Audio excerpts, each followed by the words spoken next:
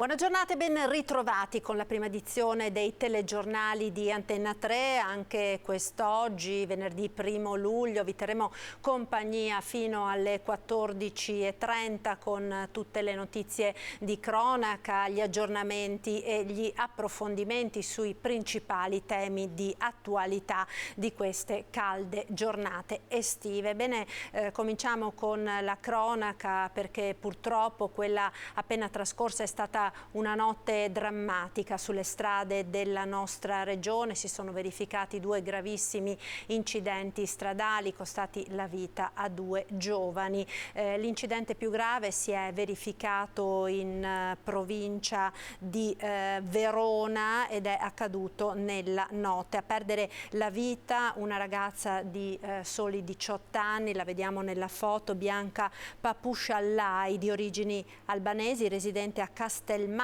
in provincia di Rovigo. L'incidente si è verificato a Legnago. L'auto sulla quale la ragazza viaggiava, condotta da un'amica, anche lei di Castelmassa, è improvvisamente uscita di strada. L'impatto è stato violentissimo, la vettura è finita contro un platano e la ragazza che sedeva sul sedile del passeggero è morta all'istante. Purtroppo non c'è stato per lei nulla da fare. Gravissime anche le condizioni dell'amica coetanea e compaesana di Bianca, che ora si trova ricoverata al Polo Confortini Borgo Trento in condizioni disperate. Non si sa se la manovra improvvisa sia stata effettuata per evitare un animale che forse potrebbe aver attraversato improvvisamente la strada. E l'altro tragico incidente si è verificato ieri sera verso le 21 in provincia di Rovigo a Occhiobello. Anche in questo caso a perdere la vita una giovane di 31 anni, Sara Piccinini. Lo schianto è avvenuto all'altezza di via Cavallotti. Ancora in corso di accertamento le cause di questo secondo incidente ad opera dei carabinieri di Castelmassa.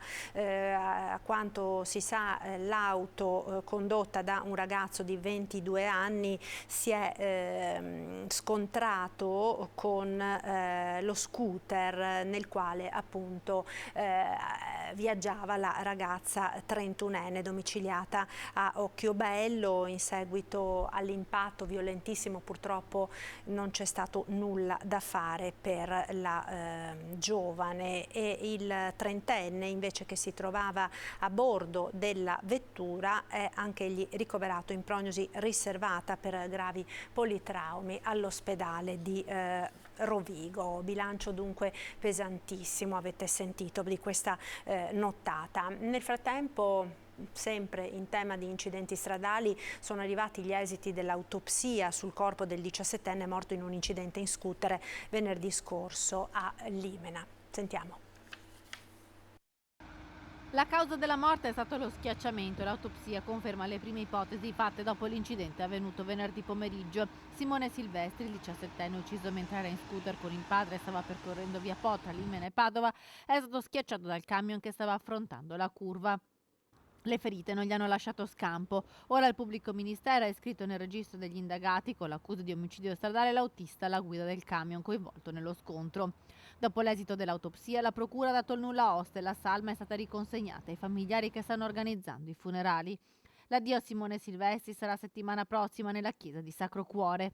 Intanto ieri c'è stato un altro incidente in moto avvenuto in una pista da motocross in provincia di Arezzo. A rimanere ferita una 16enne padovana che stava effettuando degli allenamenti. La ragazza Giorgia Blasig, talento del motocross, ha riportato diverse fratture e un trauma cranio-facciale. E continuiamo a parlare di incidenti perché sono stati resi noti ieri i dati relativi al traffico e alla incidentalità dell'autostrada A4, il tratto Venezia-Trieste, uno dei più pericolosi e purtroppo interessato anche nelle ultime settimane da tanti gravissimi incidenti. I dati sono stati analizzati dalla Fondazione Think Tank Nord-Est e portano mano alla richiesta di velocizzare il più possibile i lavori per la realizzazione della terza corsia. Vediamo. Nel 2021 siamo tornati quasi a livello pre-pandemia. Il traffico pesante lo ha anche superato, quello che era nel 2019, il traffico normale è sotto il 10%. Dobbiamo tenere presente peraltro che la stagione turistica 2021 è iniziata più tardi, verso la fine di giugno, mentre quest'anno all'inizio di giugno era già nel pieno della propria attività, quindi i dati del 2022 saranno sicuramente superiori. Nel 2021 dunque il traffico pesante sulla Venezia-Trieste è stato superiore al 2019 e gli incidenti hanno causato 21 morti. Secondo l'ultimo studio della Fondazione Think Tank Nord-Est, che ha analizzato i dati AISCAT, l'Associazione Italiana Società Concessionarie Autostrade e Trafori, appena pubblicati, nel complesso le arterie autostradali del Nord-Est nel corso del 2021 hanno registrato percorrenze di veicoli pesanti per 5.338 milioni di chilometri. Per quanto riguarda il traffico totale, invece, il valore complessivo è pari a 16.394 milioni di chilometri, l'11,9% in meno del 2019. In questo quadro generale, la A4 Venezia-Trieste mostra un recupero notevole delle percorrenze rispetto al periodo pre-pandemia, con il traffico pesante già oltre i livelli del 2019. A questo aumento di traffico però corrisponde anche il triste primato degli incidenti mortali, con numeri superiori rispetto a quello delle altre autostrade del nord-est. E anche nel 2022 il numero di vittime è elevato, soprattutto nel tratto maledetto tra San Donà di Piave e Porto Gruaro, l'unico rimasto a 2 sole corsie per senso di marcia. Questo ci dice e ci fa urlare ancora con più forza sulla necessità di accelerare la procedura per realizzare la terza corsia e anche il casello di Bibbione. E a questo proposito abbiamo proposto anche al Presidente Federica, che è il commissario speciale per l'autostrada, di richiedere al governo la possibilità di utilizzare quella formula che hanno utilizzato per il ponte di Genova, ovvero sia 3 turni di lavoro ininterrotta per poter riuscire in tempi brevi a completare l'opera. Parliamo ora di effetti del caro carburanti, della siccità e dei numerosi problemi dei quali abbiamo più volte parlato nei nostri telegiornali che affliggono il settore della pesca, uno dei settori fondamentali dell'economia della nostra regione. Lo facciamo perché ci colleghiamo subito in diretta con Venezia, dove c'è per noi Ilaria Marchiori assieme a Sandro Ponchio per questo collegamento. Infatti in corso la conferenza per la presentazione degli stati generali della pesca che arriveranno appunto dal 5 di luglio nella nostra regione. Buongiorno Ilaria. Buongiorno Marta, buongiorno ai nostri telespettatori. Ci troviamo qui nella sede di Palazzo Grandi Stazioni a Venezia, sede della Regione. Insieme a me c'è proprio l'assessore regionale alla caccia e alla pesca, visto che è di questo che parliamo, Cristiano Corazzari. Benvenuto Assessore. Allora, innanzitutto si è appena conclusa proprio la conferenza di presentazione degli stati generali della pesca. Nel corso degli ultimi mesi ne abbiamo parlato molto, ora è effettivo, inizieranno il 5 luglio, 4 giornate importantissime che si svolgeranno con la prima giornata a partire da Chioggia, un momento che sarà importantissimo perché si discuterà della crisi che ha subito il settore, prima a causa della pandemia, poi a causa del caro carburante. Sì, buongiorno a tutti, sicuramente un appuntamento fortemente atteso, era dal 2014 che si attendevano questi stati generali della pesca, abbiamo voluto dedicare 4 giornate alle tematiche del mondo della pesca e dell'acquacoltura che si terranno tra le città di Chioggia, Porto Tolle, Caorle e con una chiusura a Venezia.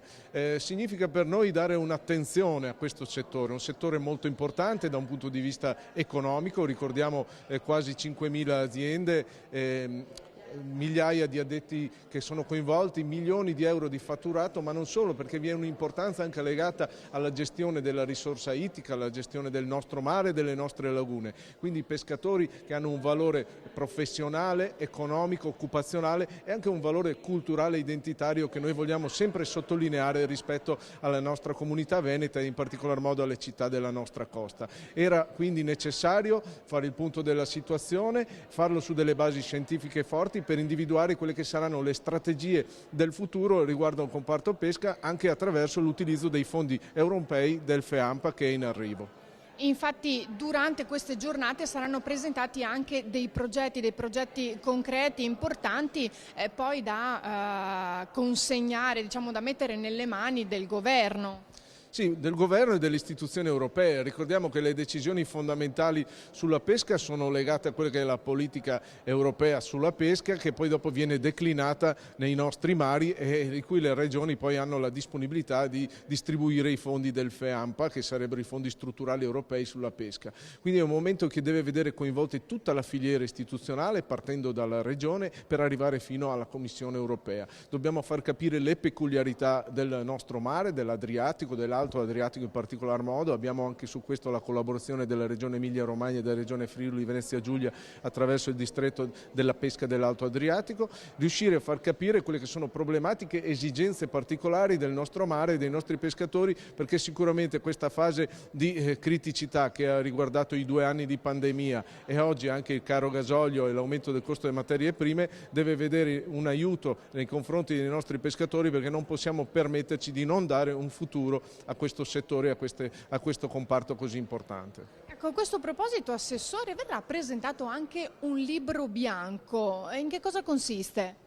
Abbiamo voluto fare uno studio approfondito grazie al Forum Ambrosetti, grazie anche sicuramente alla Veneto Agricoltura e a soggetti tecnici, per dare una solida base scientifica a tutti quelli che sono i dati che verranno proposti all'interno degli Stati Generali della Pesca, che siano poi riformulati attraverso proposte operative che dovranno essere poi quelle a concretizzarsi con le strategie della Regione nei confronti della nostra pesca. Questo è indispensabile oggi per riuscire ad incidere anche in quelle che sono le decisioni che verranno prese a livello comunitario e a livello ministeriale. Ricordiamo sempre perciò che dai dati che abbiamo possiamo dire che la pesca è un valore aggiunto, è un moltiplicatore di ricchezza per il nostro territorio e soprattutto il mondo della pesca rappresenta un alleato insostituibile per la salvaguardia ambientale e per la qualità del cibo che va nelle tavole dei consumatori. Ecco, infatti vogliamo evidenziare, ne avete anzi parlato proprio nel corso di questa conferenza stampa di presentazione, l'impatto proprio ambientale di quello che è il pesce nel nostro territorio.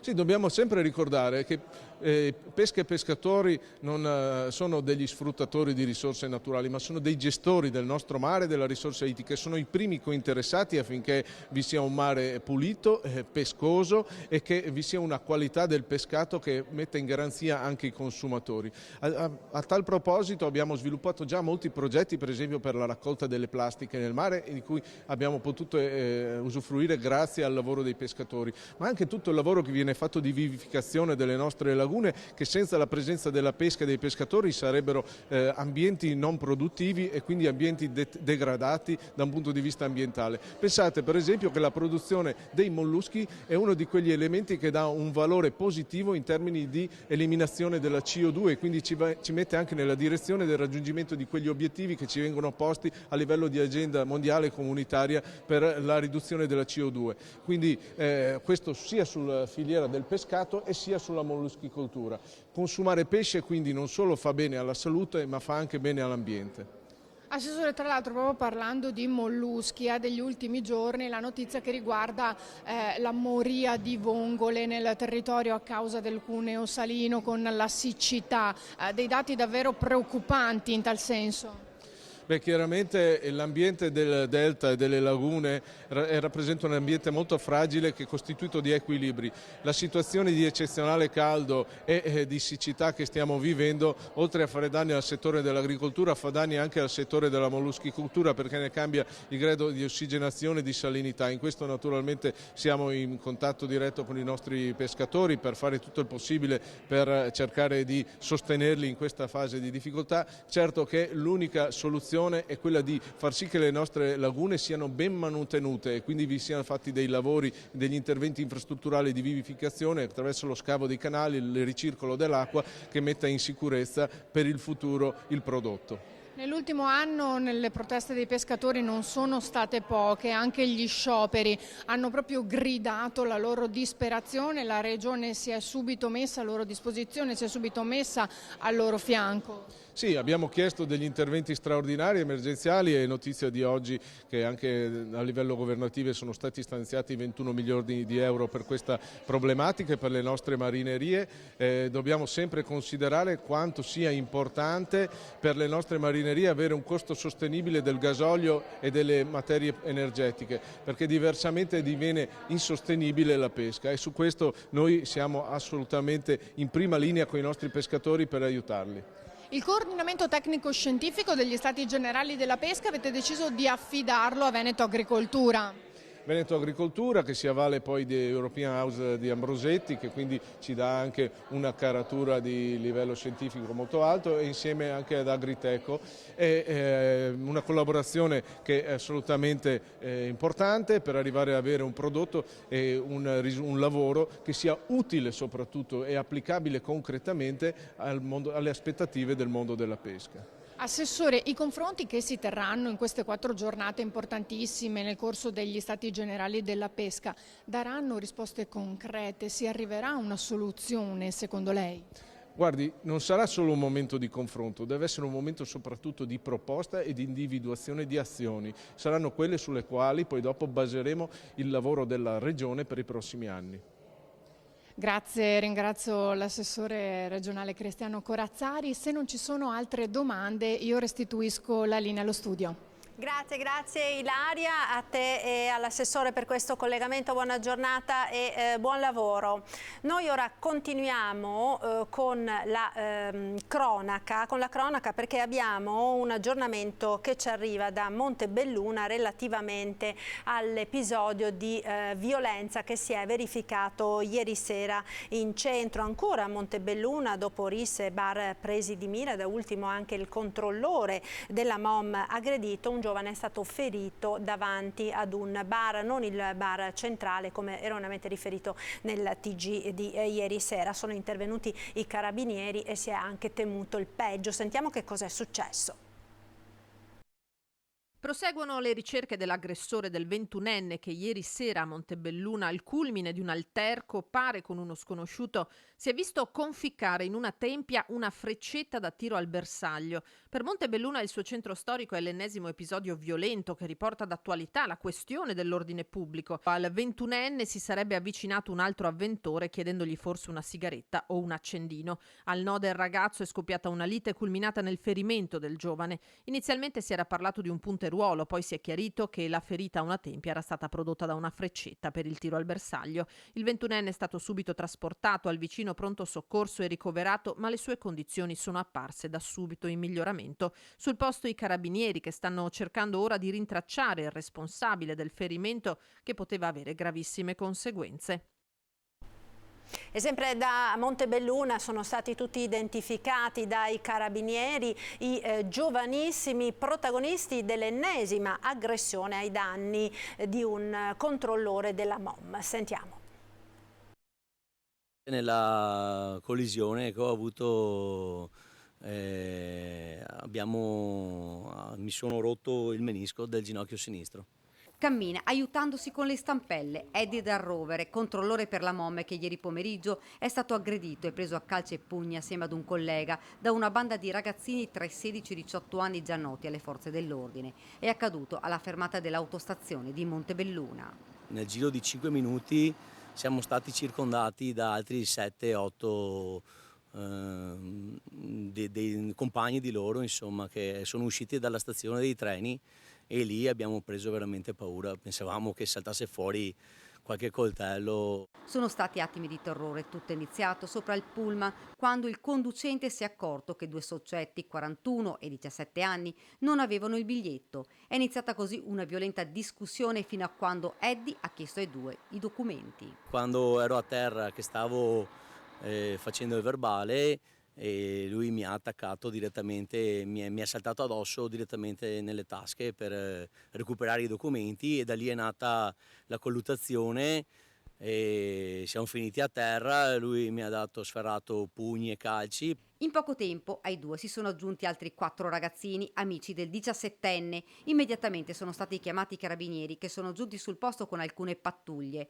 Gli aggressori intanto si sono dati alla fuga, ma per poco i militari dell'Arma della compagnia di Montebelluna, grazie alle telecamere di videosorveglianza e alle testimonianze di chi ha assistito impotente a questa aggressione, hanno identificato la banda. Loro praticamente, secondo me, non è tanto il biglietto in se stesso o il verbale in se stesso, loro proprio hanno voglia di fare rissa. Non è il primo caso, spiega il presidente della MOM Giacomo Colladon, e ora abbiamo preso una decisione. Noi stiamo cercando di prevenire, stiamo dotando i verificatori di webcam, che secondo noi è un deterrente perché registra ovviamente la situazione.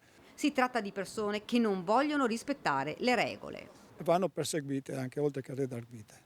Amareggiato e sotto shock, Eddie ci dice: Io è 22 anni che sono in questa azienda, prima con la vecchia azienda, adesso con quella nuova, e ho sempre operato con loro, ho fatto il verificatore gran parte della mia vita qui in azienda, ed è la prima volta che me la sono vista brutta così. E 2 carabinieri, restiamo ancora in provincia di Treviso, perché 2 carabinieri sono stati feriti ieri dopo essere intervenuti su segnalazione di una lite in famiglia. È accaduto appunto a Orsago. I carabinieri di Vittorio Veneto sono intervenuti dopo la telefonata al 112 e per sedare la lite hanno riportato diversi traumi distorsivi. Una persona è stata arrestata per resistenza a pubblico ufficiale. Ed ora cambiamo argomento, parliamo di economia con l'atteso appuntamento dei saldi estivi, domani al via in tutta la regione. Per parlarne ringrazio per essere con noi il nostro prossimo ospite, Luigi Bariviera, vicepresidente di Federmoda Treviso. Buongiorno. Buongiorno a lei e a tutti i telespettatori. Buongiorno, grazie per essere con noi. Allora, domani si parte, abbiamo visto, e lo vediamo appunto nel nostro titolo, le stime sono quelle di un budget all'incirca di 200 euro a famiglia per questi saldi estivi. Dal vostro osservatorio quali sono le previsioni? Le previsioni sono positive perché gli ultimi 3 mesi, pur con aumenti delle vendite abbastanza importanti, ma sotto il 10% ovviamente rispetto all'anno precedente, ci si aspetta che il trend sia positivo e quindi che ci siano dei buoni saldi, sì.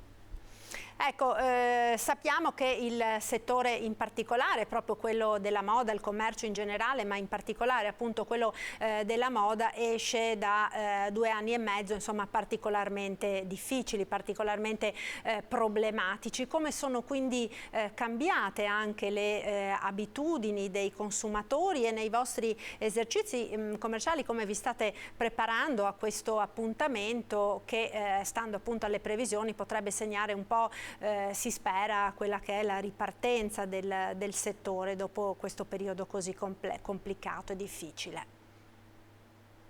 Come vi dicevo prima, la ripartenza è già iniziata perché gli animi delle persone, il sentiment è molto più positivo rispetto all'inizio della pandemia, al lockdown e quant'altro.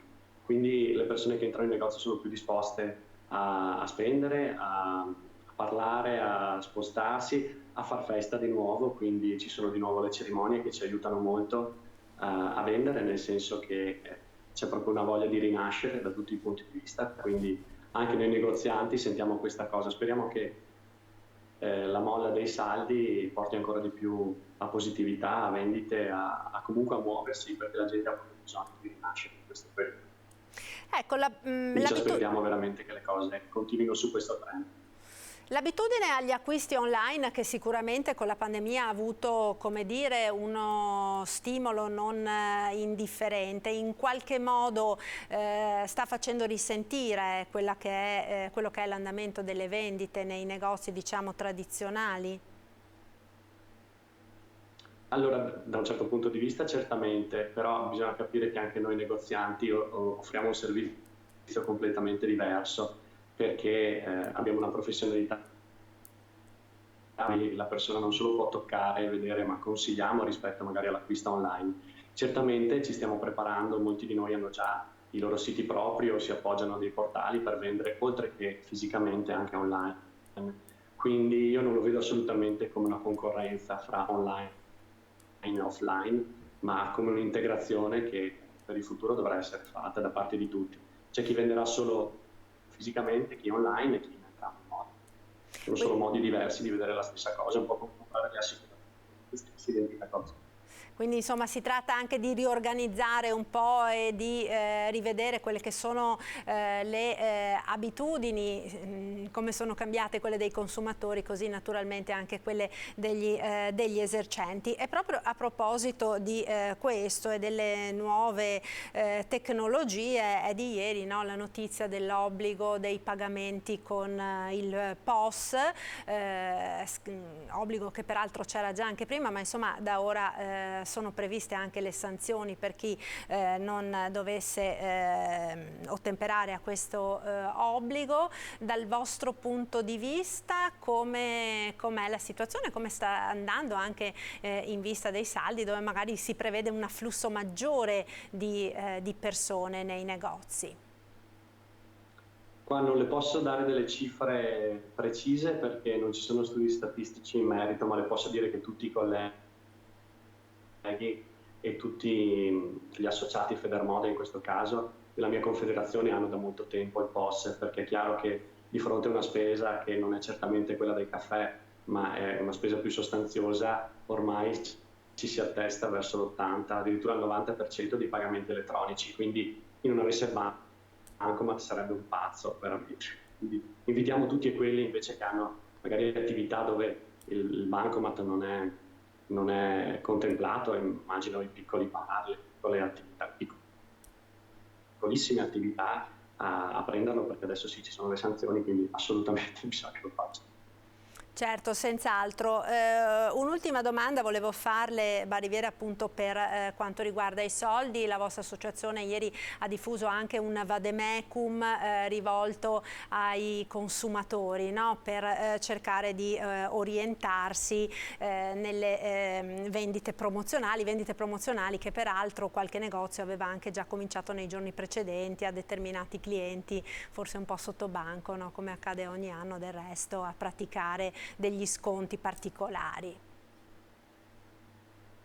Sì, quello che posso dire è un appello che faccio naturalmente ai consumatori di fidarsi perché comunque non sta proprio nelle corde del commerciante di fare il furbetto, nel senso alzare i prezzi per poi fare degli sconti maggiori, perché siamo in una situazione in cui veramente dobbiamo aiutarci tutti, i consumatori verso i negozianti e i negozianti ovviamente non possono comportarsi male, quindi di fidarsi delle percentuali di sconto. Naturalmente non si può pensare che se le percentuali sono altissime di sconto la merce sia di stagione. È chiaro che se si vedono scontistiche del 50% in su si tratta evidentemente di prodotti che hanno più di un anno, insomma non sono della stagione corretta. Però ecco, tendenzialmente, anche se nelle corde degli italiani quello di pensare di essere sempre dal commerciante, dal venditore, di essere tranquilli e di fidarsi anche, che trovano, anche perché trovano di fronte, almeno nei negozi fisici, una persona che può sempre dare una risposta. Io la ringrazio allora per essere stato con noi, so che anche fretta, quindi grazie per aver trovato questi minuti per collegarsi, grazie a Luigi Bariviera, vicepresidente di Federmoda Treviso, una buona giornata e un buon lavoro. Buona giornata a voi, grazie. Grazie, un saluto. Noi ora ci fermiamo per qualche istante di pubblicità, linea alla regia. A tra poco.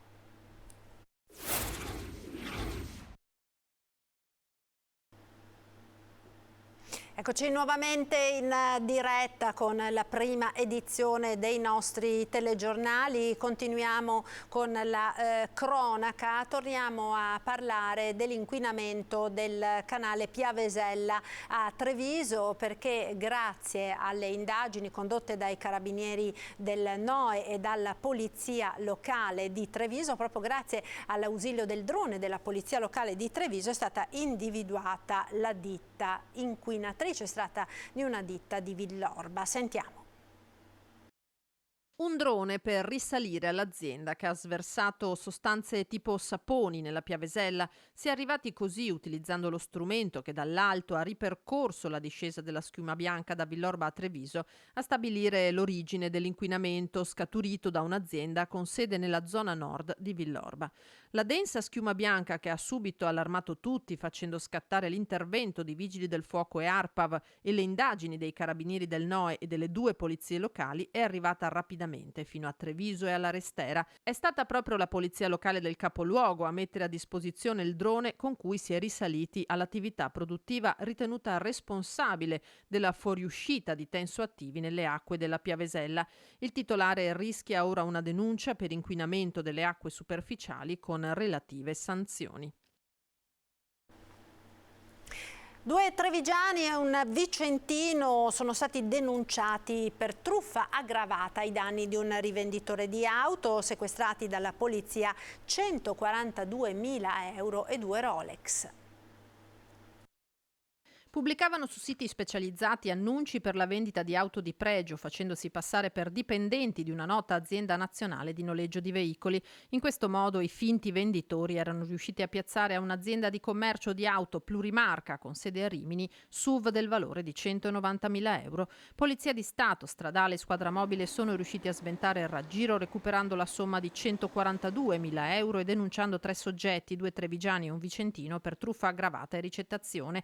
Il rivenditore romagnolo era alla ricerca di autovetture di pregio per alcuni suoi clienti interessati ad acquistare dei SUV e in un sito specializzato nel settore è incappato nell'annuncio di un fuoristrada in pronta consegna. Tutto faceva pensare che a pubblicarlo fosse stata la nota azienda nazionale di leasing, che era invece estranea alla vicenda. La trattativa aveva incluso poi altri 4 veicoli, autovetture di fatto esistenti ma già cedute a terzi o esportate all'estero e mai consegnate. Da qui l'intervento della polizia. Nel corso delle perquisizioni sono stati rinvenuti e sequestrati anche 2 orologi Rolex utilizzati per effettuare ulteriori truffe a ignari compratori.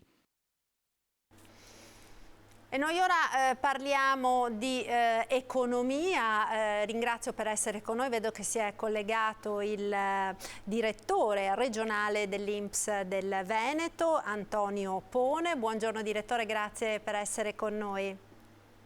Buongiorno a lei, buongiorno agli ascoltatori e grazie per l'invito. Buongiorno, dicevo parliamo di economia perché è stato presentato proprio ieri il rendiconto sociale dell'INPS del Veneto del 2021, che ha, come dire, scattato, potremmo dire, una vera e propria fotografia di quello che è lo stato della situazione appunto economica nella nostra regione. Quali sono, direttore, gli elementi salienti che sono emersi dall'indagine? Allora, diciamo innanzitutto, sotto un profilo appunto dell'andamento dell'economia, l'abbiamo definito l'anno della transizione, ma l'anno della ripartenza.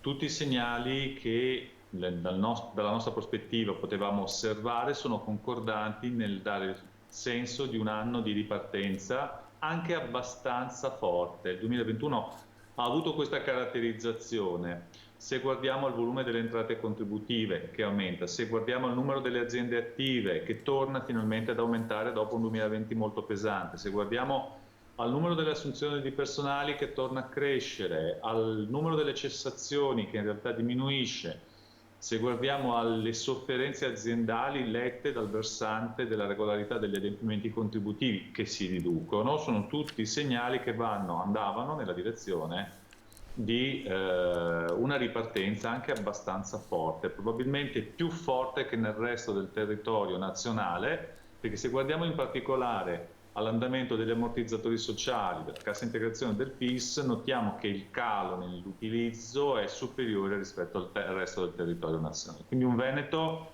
che nel 2021 è ripartito anche abbastanza forte, Naturalmente sappiamo bene che questa fotografia, anche se scattata pochi mesi fa, quindi con un periodo che si è chiuso pochi mesi fa, come dire, il quadro si è improvvisamente poi offuscato per effetto delle nuove criticità che sono insorte, il tema innanzitutto purtroppo del conflitto e il tema poi della scarsità nell'approvvigionamento di alcune materie prime e il tema poi dell'inflazione.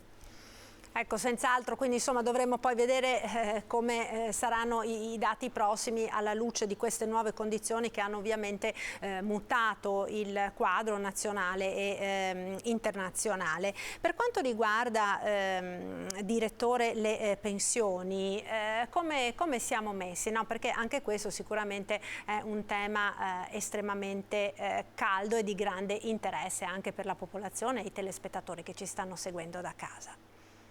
Sì, allora qui si possono dare alcuni flash molto immediati.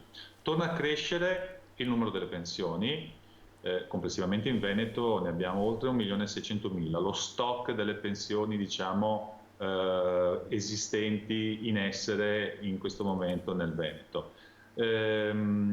Torna a esserci un aumento proporzionale rispetto ad anni scorsi del numero delle pensioni liquidate, probabilmente anche la pandemia, le difficoltà sottese alla pandemia, il fatto di lavorare smart working, che non per tutti è una modalità agevole, ha accelerato anche certi processi di scelta e quindi le persone, chi poteva, chi aveva i requisiti, ha cercato di sfruttarli e questo sicuramente è un primo segnale che si può dare.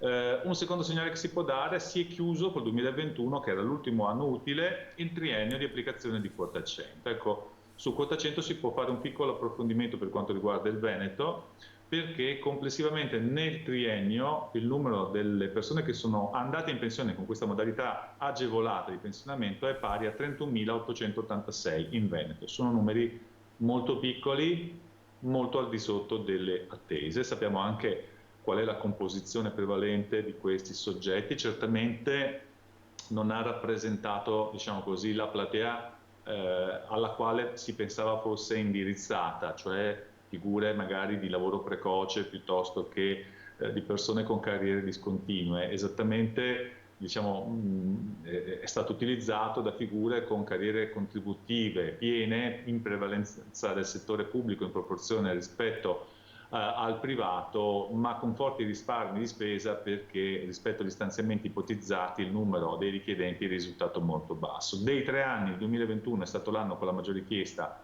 11.240 persone sono andate in pensione con quota 100, ma complessivamente possiamo dire è una misura che ha trovato uno scarso appeal. Ecco, forse un po' anche a sorpresa, possiamo dire, direttore, ci si aspettava qualcosa di più? Sì, le stime e anche le coperture che erano state richieste erano maggiori, quindi sicuramente la dinamica poi delle persone e la dinamica concreta delle scelte è stata di altra natura.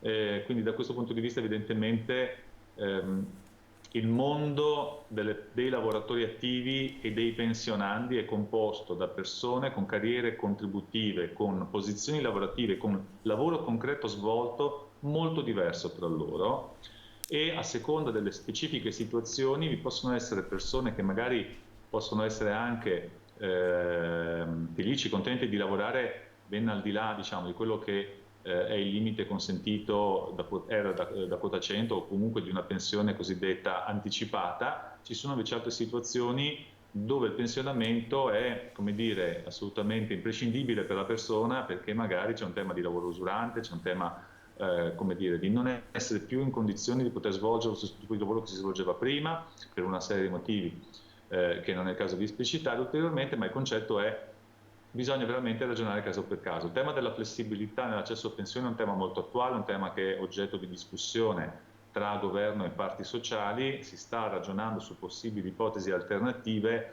è un tema che dovrà trovare una soluzione e da tecnico del settore mi permetto anche di aggiungere: è importante che siano soluzioni stabili, cioè è importante tornare ad avere un patto certo tra cittadini e sistema, diciamo così, previdenziale, in cui siano regole certe e siano certe le regole una volta per tutte, anche per quanto riguarda le modalità di uscita.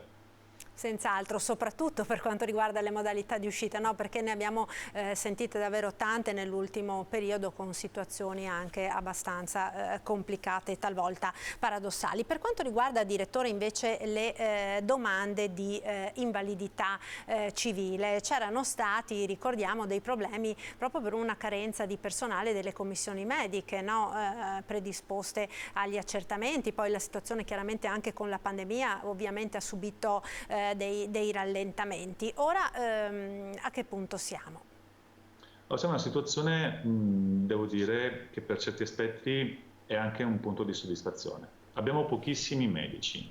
Medici che abbiamo noi, dipendenti dell'INPS, si sono più che dimezzati nel giro di 3 anni. Adesso abbiamo 11 medici in tutta la regione. Medici convenzionati, cioè assunti con un contratto di collaborazione, non riusciamo a trovarne, purtroppo. Avremmo quasi 100 posti disponibili e riusciamo a coprirne meno che la metà. È un tema questo, purtroppo. Le ASL sono nella stessa nostra situazione. Per questo motivo, per non penalizzare i cittadini, era necessario cambiare radicalmente le modalità di lavoro. Il decreto semplificazioni del 2020, dell'estate del 2020, ha consentito una possibilità nuova. Questa possibilità è di definire gli accertamenti direttamente sulla base della documentazione specialistica che ci propongono i cittadini, senza sottoporli necessariamente a visita. In Veneto ci siamo, come dire, buttati subito mani e piedi dentro questa nuova possibilità operativa che per noi era praticamente una strada senza alternative. Vi do solo un dato. In questo momento, a livello nazionale, il Veneto è la regione d'Italia dove l'accertamento agli atti, sia esso condotto da INPS, sia esso condotto da ASL, è di gran lunga su valori i più elevati a livello nazionale. La media nazionale è il 22%, cioè il 22% degli accertamenti sono operati agli atti, cioè sulla base della documentazione specialistica. In Veneto siamo oltre il 70%, quindi una percentuale che è 3 volte maggiore. E questo ci ha consentito, ci sta consentendo di abbattere gli arretrati accumulatisi durante la pandemia e di ridurre la distanza tra la data della domanda e la data di definizione dell'accertamento e quindi della prestazione. Adesso dovrebbero finalmente essere assunti nuove unità mediche, non moltissime, ma sicuramente una grande boccata d'ossigeno, e da questo punto di vista contiamo di poter accelerare a questo punto ulteriormente nel recupero degli arretrati. Ecco, un altro tema, direttore, particolarmente caldo è quello del reddito di cittadinanza. Sappiamo insomma che c'è un forte dibattito politico anche alla luce delle difficoltà insomma, a reperire personale in moltissimi settori pensiamo alla nostra regione, pensiamo al settore del turismo piuttosto a quello dei pubblici esercizi. No? I dati relativi invece alle erogazioni del reddito di cittadinanza sembrerebbero, da quanto vedo, insomma, andare in un'altra direzione, no? Sì, assolutamente. Mentre parlo con voi sto proprio recuperando i dati. Io ho avuto modo già di soffermarmi su questo tema, evidenziando che sui numeri che abbiamo in Veneto l'effetto sostituzione al reddito di cittadinanza al lavoro sostanzialmente non esiste, nel senso che se vado a vedere il numero di nuclei richiedenti in Veneto reddito di cittadinanza nel corso del 2021 parliamo di 37.513, quindi numeri, cioè noi, giusto per dare un'idea, le assunzioni fatte l'anno scorso sono state più di 600.000, no? Quindi non c'è proprio rapporto di forza. Più aggiungiamo che l'importo medio che viene corrisposto a titolo di reddito di cittadinanza è pari l'anno scorso 513 euro, che sono chiaramente insufficienti per consentire a una persona di astenersi da lavorare, no? Quindi da questo punto di vista non ritengo sia, almeno in Veneto e sui numeri del Veneto, che sono numeri molto più bassi rispetto al resto del territorio nazionale, non ritengo sussista un vero e proprio effetto di sostituzione. Sicuramente c'è un tema di ripensamento del modo in cui si lavora, dell'approccio al lavoro. 2 anni di pandemia hanno sicuramente fatto cambiare molte priorità alle persone. C'è un tema di impatto anche della denatalità, perché ormai le coorti di età di coloro i quali potevano fare lavori stagionali o diciamo così degli studenti o comunque di figure che possono essere quelli che per esempio ti fanno la stagione al mare in determinate in determinate attività sono corti che si stanno spopolando. Se andiamo a vedere le fasce di età tra 20 e 25, 25 e 30, quanto numerose erano 10-15 anni fa e quanto lo sono ora, si vede che c'è uno svuotamento. Ecco perché il tema della natalità, non mi stancherò mai di sottolinearlo, è un tema centrale per questo Paese. Tornando al reddito di cittadinanza, una cosa che si nota, come dicevo, è che in Veneto si chiede molto meno che nel resto del territorio nazionale. Di norma il Veneto pesa un 10% a livello di prestazioni, perché pesa come popolazione circa il 10% sul totale nazionale. In realtà il reddito di cittadinanza in Veneto è chiesto in una percentuale molto più bassa. Nel 2019 si era partiti da un 3,8% del totale nazionale, in questo momento siamo, nel 2021 è stato chiesto nel 3,2% dei casi, ma posso aggiungere che nei primi mesi del 2022 questa percentuale è scesa ulteriormente. Adesso siamo attorno al 2,8%. Va detto che il numero dei richiedenti reddito di cittadinanza sta diminuendo anche a livello nazionale, ma in Veneto evidentemente la percentuale dei richiedenti si sta riducendo in maniera più veloce, in maniera maggiore rispetto al resto del territorio nazionale. La spiegazione che ci siamo dati è che probabilmente nel tempo, anche per effetto di controlli che si sono percepiti come essere molto più stringenti di quanto probabilmente qualcuno poteva pensare, le persone che chiedono il reddito di cittadinanza progressivamente e sicuramente in Veneto sono persone che hanno effettivamente i requisiti per poterlo chiedere e che corrispondono a quelle che sono, diciamo, le finalità perseguite dalla norma. Del resto, solo nel 2021 noi abbiamo revocato 3.144 domande di reddito di cittadinanza, quindi 3.144 nuclei familiari che hanno avuto la revoca, che significa il non sussistere le condizioni per la prestazione fin dal momento della domanda con recupero dell'intero importo. Sono numeri importanti. Aggiungiamo che poi anche nel corso di questa prestazione, che ha una durata di 18 mesi, ricordiamolo, possono intervenire delle modifiche, ad esempio nel nucleo c'è qualcuno che trova un impiego e quindi cambiano i dati reddituali e può succedere che venga meno il requisito per la prestazione. E questo nel 2021 è successo in quasi 11.000 casi, 10.683, cioè cosa voglio dire? Quando si verifica uno di quegli eventi per i quali dal momento in cui si verifica quell'evento viene meno il diritto, siamo molto, come dire, attenti e precisi nel far decadere la prestazione. Se il soggetto che per esempio percepisce un reddito di cittadinanza riceve un'offerta di lavoro dal centro per l'impiego e la rifiuta, il centro per l'impiego ce lo segnala e noi facciamo decadere la prestazione. Allora le persone probabilmente nel tempo hanno anche capito che questa prestazione non è gratis, è una prestazione condizionale, si dice, cioè che tu puoi avere nel rispetto di certe condizioni che devono innanzitutto sussistere quando fai la domanda, ma poi devono mantenersi nel corso della sua durata e che poi chiede un impegno alla persona a cercare, come dire, attivamente lavoro, a cercare attivamente di uscire da una certa situazione di disagio economico e sociale sul quale lo Stato interviene, ma non interviene a fondo perduto, interviene dicendo alla persona: io ti do una mano, però tu aiutami ad aiutarti. Certo, quindi insomma i controlli, diciamo, ci sono e funzionano, e quindi anche questo potrebbe essere, no, una delle spiegazioni dei dati che lei ci ha fornito proprio poco fa.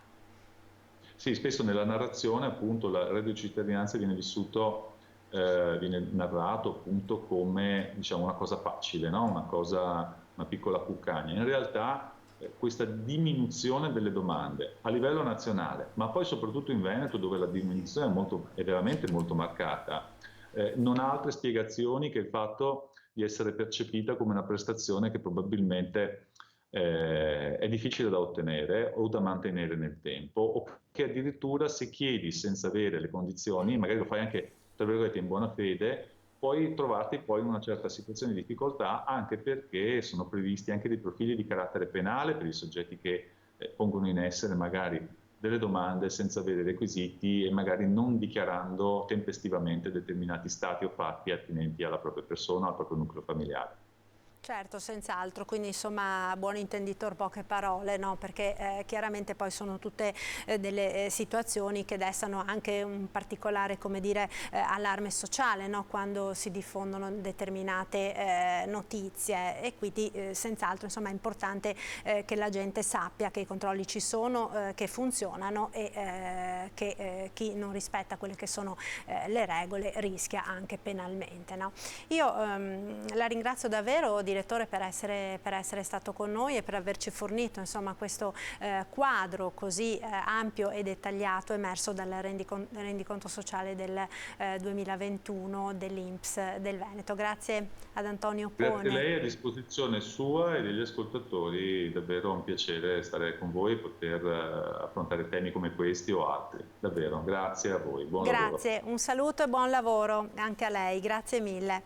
Noi ora continuiamo con la cronaca, ritorniamo ancora nel Trevigiano perché verrà eseguita quest'oggi l'autopsia sul corpo di Sara Pegoraro, la modella 26enne morta alcuni giorni fa a causa di un malore. L'ipotesi è che a uccidere la ragazza sia stata un'overdose. La Procura di Treviso ha aperto un fascicolo di indagine per morte in conseguenza di altro reato. Sara nel fine settimana era stata soccorsa dal SUEM e dai carabinieri perché trovata in uno stato di alterazione psicofisica. Era uscita di casa e la famiglia, preoccupata, aveva allertato il 112. La 26enne era stata vista in un fossato davanti ad un supermercato in Viale della Repubblica, portata in ospedale. Qualche ora dopo era tornata a casa a trovarla senza vita la madre. Il sostituto procuratore titolare del fascicolo ha già disposto l'analisi del sangue per fare chiarezza sul tipo di sostanza assunta dalla modella e che potrebbe essere risultata fatale. Andiamo ora nel Padovano perché andranno a processo i genitori di Christian Menini. Il bambino di 6 anni annegato lo scorso agosto in piscina. Il giudice li ha rinviati a giudizio insieme a 2 bagnini e al gestore della struttura di San Pietro in Gu. Rinviati a giudizio i genitori di Christian Menin, il bambino di 6 anni di Limena, annegato un anno fa mentre stava trascorrendo una giornata in piscina con la famiglia. Insieme ai genitori, il giudice per l'udienza preliminare ha mandato a processo anche il gestore dell'impianto Concaverde Piscine di San Pietro in Gu, il responsabile dei bagnini e la bagnina che nel momento della tragedia doveva sorvegliare la piscina. L'accusa per tutti, anche se con diversi ruoli, è di omicidio colposo. Il 9 agosto del 2021 il piccolo Christian di appena 6 anni è stato ritrovato riverso in acqua. Nonostante i soccorsi, il bimbo è morto durante il trasporto in ospedale. L'inchiesta condotta in questi mesi dal pubblico ministero della Procura di Padova avrebbe dimostrato come il piccolo sia sfuggito al controllo di mamma e papà e anche dei 2 bagnini e sia stato soccorso dopo 5 lunghissimi minuti, quindi troppo tardi per strapparlo alla morte. Per i genitori l'accusa è di non aver vigilato il figlio e di averlo lasciato da solo vicino ad una piscina profonda a 1,20 m senza assicurarsi che rindossasse i braccioli. Per la titolare della piscina l'accusa è di carenze nelle misure di sicurezza e per i bagnini di non essere intervenuti tempestivamente. Ed ora parliamo di prevenzione nei furti in abitazione, in particolare nei comuni vicentini della Valle del Lagno. I carabinieri hanno eseguito un arresto. Valle del Lagno, contrasto alla microcriminalità mirato ai furti in abitazione. I carabinieri hanno intensificato i controlli serali e notturni negli ultimi 3 giorni nelle contrade di Valdagno, Trissino, Brogliano, Castelgomberto, Montecchio e Creazzo. Impiegate complessivamente 15 pattuglie, 40 uomini con il supporto di agenti della Polizia Locale Valle del Lagno. Nel corso delle operazioni, un giovane di 19 anni di Creazzo è stato arrestato dopo essere stato bloccato dai militari nel corso di una violenta lite. Il 19enne ha opposto resistenza agli stessi uomini dell'Arma, intervenuti richiamati da alcuni cittadini allarmati. L'autorità giudiziaria ne ha convalidato l'arresto, sottoponendolo all'obbligo di firma. Il questore inoltre gli ha notificato l'avviso orale, avendo ravvisato la pericolosità sociale sulla base di numerose segnalazioni ricevuti da altri comandi dell'Arma. E restiamo nella Valle del Lagno perché appunto ci sono stati controlli a raffica da parte della questura. Operazione anticriminalità nella Valle del Lagno. I sindaci in prefettura, in occasione del Comitato per l'Ordine e la Sicurezza, segnalano problemi di degrado, in particolare legati allo spaccio di droga. Il questore dispone un'attività di controllo straordinario con la partecipazione di tutte le forze dell'ordine.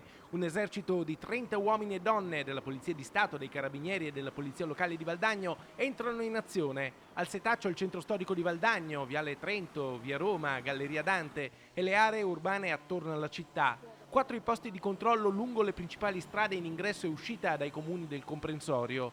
Nel corso delle operazioni vengono controllati 4 locali, 35 veicoli, 98 persone, di cui 16 straniere e 9 con precedenti penali o di polizia. Al termine il questore firma 5 fogli di via obbligatori da Valdagno per 3 anni nei confronti di personaggi gravati da precedenti e provenienti da altri comuni. 2 gli avvisi orali nei confronti di soggetti con spiccata pericolosità sociale. 2 gli ordini di allontanamento dall'Italia nei confronti di stranieri senza alcun titolo per restare nel territorio nazionale. A Bibione ora, perché è stato arrestato il 55enne protagonista della sparatoria appunto a Bibione nei giorni scorsi. Fondamentale è stato il contributo di un cittadino che l'ha notato su un autobus. Sentiamo. Grazie alla segnalazione di un ragazzo, dopo giorni di ricerche, i carabinieri del nucleo operativo di Porto Gruaro con i colleghi di Latisana hanno trovato e arrestato Arthur Axiu, il 55enne albanese che lunedì mattina a Bibione avrebbe sparato a 3 colleghi per poi darsi alla fuga. Questa mattina si trovava a bordo di un autobus lungo la tratta Porto Gruaro-Latisana San Michele Bibione, lo stesso mezzo su cui si trovava il cittadino che ha chiamato i militari e che l'hanno intercettato poco dopo alla fermata nella frazione Cesarolo di San Michele al Tagliamento. 5 le pattuglie totali che lo attendevano alla fermata. Non appena sceso, il 55enne, che aveva con sé una tanica rossa di benzina, dettaglio che i carabinieri conoscevano da giorni, si è cosparso nel tentativo di darsi fuoco. Ma 4 carabinieri sono riusciti a bloccarlo, mentre altre 2 pattuglie facevano da scudo e una terza si trovava poco distante. In questi giorni le ricerche non si sono mai allontanate troppo dalla zona del porto gruarese. Con ogni probabilità, infatti, il fuggitivo potrebbe essere rimasto nascosto in zona senza mai essersi spostato troppo, ma su questo i carabinieri stanno ancora lavorando. Axiu è accusato di triplice tentato omicidio aggravato con 2 sparatorie. Secondo la ricostruzione, i primi spari sarebbero stati esplosi in via Pirano, dove sono rimasti feriti in 2, tra cui uno in prognosi riservata. Il secondo in via della Vega, dove avrebbe sparato a un altro connazionale che se l'è cavata con ferite lievi. All'origine del gesto potrebbero esserci dei contrasti per motivi di denaro legati all'ambiente lavorativo. Martedì i carabinieri avevano diffuso le sue foto, lanciando un appello ai cittadini per far sì che chiunque lo vedesse lo segnalasse immediatamente. E così è stato. Ora il 55enne sarà trasferito nel carcere di Gorizia. Ed ora parliamo di siccità in queste giornate di caldo torrido e di un clima che negli ultimi mesi ha portato davvero pochissime precipitazioni in tutto il paese, con particolare riferimento al nord Italia, e che stanno creando davvero una situazione di notevole difficoltà. Per parlare di questo tema saluto il nostro ospite. Buona giornata e benvenuto a Pierpaolo Florian, amministratore delegato di ATS. Buona giornata. Buongiorno a tutti. Buongiorno, grazie per essere con noi. Allora, innanzitutto cominciamo, dottor Florian, dalla situazione della rete idrica, no? Perché abbiamo visto che dai dati degli ultimi giorni senz'altro i problemi ci sono purtroppo e non sono pochi. Allora, la situazione della rete idrica, come ben sappiamo, è pesante. Abbiamo una rete idrica caratterizzata da elevate perdite, però anche da elevati investimenti che questa azienda sta facendo per ridurle. E i risultati ci stanno venendo incontro. Ringraziamo tutti gli utenti e i cittadini che, soprattutto in alcune zone della pedemontana, che accusano maggiormente la carenza di acqua in questo periodo per i possibili disservizi che poi cerchiamo di contenere il più possibile. Stiamo vedendo una leggerissima ricarica delle falde grazie alle precipitazioni di questi ultimi giorni La situazione però è ancora pesante in quanto abbiamo sorgenti che alimentano migliaia di persone come lo Schevenì, che hanno avuto un calo del 70% dalla loro portata abituale. Altrettanto in pianura vediamo come la falda si sia abbassata anche lì di un 30%. Ciò è dovuto essenzialmente allo stato siccitoso che ha contraddistinto quest'inverno e che sta continuando a caratterizzare questo periodo estivo, e contiamo di superare purtroppo con le precipitazioni che dobbiamo attendere. Ecco, quindi diciamo la situazione è sicuramente preoccupante. Abbiamo sentito, no, in queste ultime settimane che alcuni comuni stanno già provvedendo con delle ordinanze specifiche per la riduzione, diciamo, dei consumi. Secondo lei a che cosa andremo incontro a livello più generalizzato, no? Se la situazione dovesse continuare a rimanere quella di oggi? Allora, fortunatamente il nostro territorio non prevediamo di arrivare a quei provvedimenti drastici quali la razionalizzazione della risorsa idrica in certe fasce orarie. È anche vero che è grazie a queste ordinanze che vediamo una sempre maggiore sensibilizzazione da parte dell'utente in quei comportamenti che in buona fede facciamo quotidianamente, innaffiare il giardino, innaffiare l'orto, senza contare che è una risorsa limitata che dobbiamo contingentare. Vediamo che molti sindaci, è grazie a loro che sensibilizzano i loro concittadini a non dire non date da bere all'orto, ma magari anziché irrigarlo per 20-30 minuti, datevi un po' meno acqua in questo periodo qua, così da garantire la coltivazione, ma allo stesso tempo aiutare a preservare la risorsa idrica. È altrettanto vero che grazie a molti sindaci della fascia della pianura stiamo incentivando sempre alla chiusura di quelle fontane a getto continuo, mettendo magari dei rubinetti, anche lì perché una fontana a getto continuo in pianura depaupera quella che è la falda acquifera della pedemontana, quindi consentendo di mantenere la falda abbiamo una riserva che ci consente di affrontare con più serenità questo periodo. Ecco, ma se non erro, no, dottor Florian, le fontane a getto continuo già da parecchio tempo che dovrebbero essere chiuse o comunque regolamentate da rubinetti, no? Per ordinanze ancora di qualche anno fa, se non sbaglio. È possibile che sia ancora così radicata questa cultura di spreco proprio dell'acqua che mai come quest'estate stiamo capendo, insomma, sia una risorsa così davvero preziosa e da preservare e tutelare. Sta toccando un tasto dolente in quanto dobbiamo purtroppo ammettere che sono ordinanze spesso disattese, ordinanze che cerchiamo di far rispettare noi ma anche da parte della regione, delle autorità preposte, perché non spetta al gestore del servizio idrico purtroppo l'imporre la chiusura di una fontana a getto continuo, ma crediamo anche che questi avvenimenti di questi giorni, di queste settimane, saranno sicuramente determinanti per accrescere quella sensibilità e quella sensibilizzazione che è necessaria per correggere questi comportamenti sbagliati. Ecco, a proposito di sensibilizzazione della popolazione, ci sono anche tutta una serie di comportamenti, diciamo, virtuosi che tutti noi, no, come cittadini in questo periodo particolare di siccità, ma poi insomma anche sempre vista la situazione che si prospetta anche per il futuro a causa dei mutamenti climatici, dovremo adottare proprio per preservare questa risorsa così importante. Voi vi state in qualche maniera attivando anche con un'operazione di sensibilizzazione, penso ai tanti consigli che sono stati dati anche in passato e che tutti noi sappiamo, non lasciare l'acqua aperta, scorrere l'acqua finché ci si lava i denti, ma piuttosto ci sono tante altre forme, diciamo, di recupero dell'acqua, no? Che possiamo semplicemente fare a casa nostra. Penso lavare la frutta e la verdura in una bacinella, quella è acqua pulita che poi magari si può riutilizzare per innaffiare l'orto piuttosto che le piante del giardino, no? Senza poi buttarla nel lavandino. Allora, quanto a lei detto è esattamente quello che noi sosteniamo, anche perché il piccolo gesto del singolo, non dobbiamo mai dimenticare che il territorio gestito da ATS è fatto di 200.000 utenze. Quindi il piccolo gesto del singolo che chiude il rubinetto moltiplicato per le utenze e per gli abitanti serviti è il piccolo gesto che fa la differenza. È un piccolo gesto che non va mai calato sul singolo, ma appunto su tutto il territorio. Ecco, quindi vuole dare qualche consiglio anche ai telespettatori che ci stanno seguendo da casa?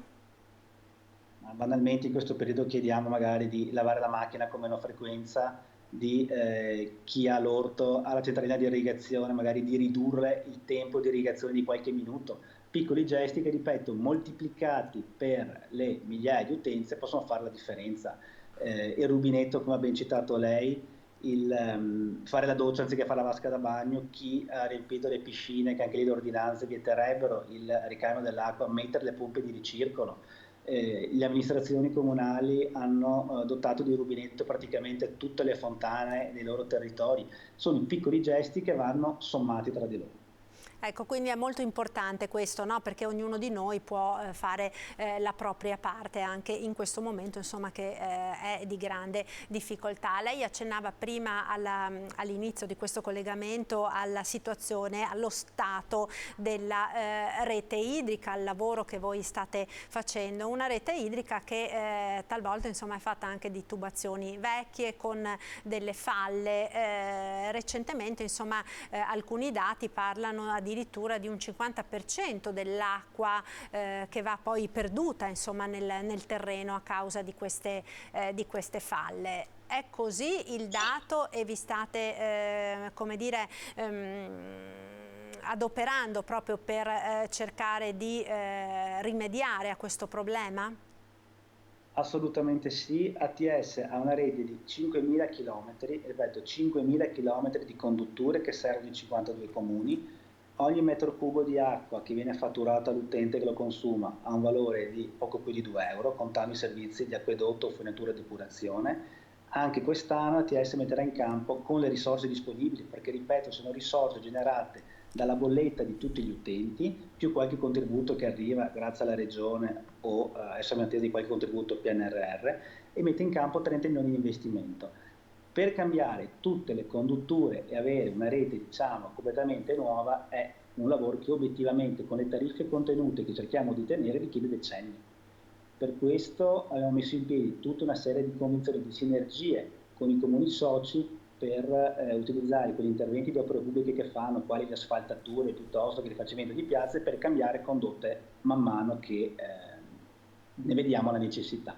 Ripeto che oltre all'acquedotto dobbiamo rifare e realizzare anche rete fognaria in molti territori che sono ancora sprovvisti, quindi il fronte aperto è veramente vasto. È anche vero che però i risultati stanno arrivando, perché se pensiamo che oggi abbiamo un dato comunque drammatico che è un 50% di perdite, partivamo 3 anni fa da un 56%, ARERA, che è l'autorità nazionale per il servizio idrico, l'energia e i rifiuti, ha in ogni caso premiato ATS con 1.400.000 euro per i risultati conseguiti. Somma che adesso intendiamo reinvestire sulla realizzazione di alcuni siti per quella che è la didattica nei confronti delle nuove generazioni. Quindi quei siti che intendiamo rendere visitabili alle scolaresche per accrescere la sensibilizzazione, perché se non ci basiamo sulla formazione delle nuove generazioni è difficile migliorare la situazione attuale. Certo, volevo poi chiedere, lei ne accennava prima, no? In alcune zone del nostro paese si sta andando verso un razionamento dell'acqua o comunque ad una riduzione della potenza, no? della rete idrica, magari nel corso di determinati orari. C'è questo rischio anche nel nostro territorio?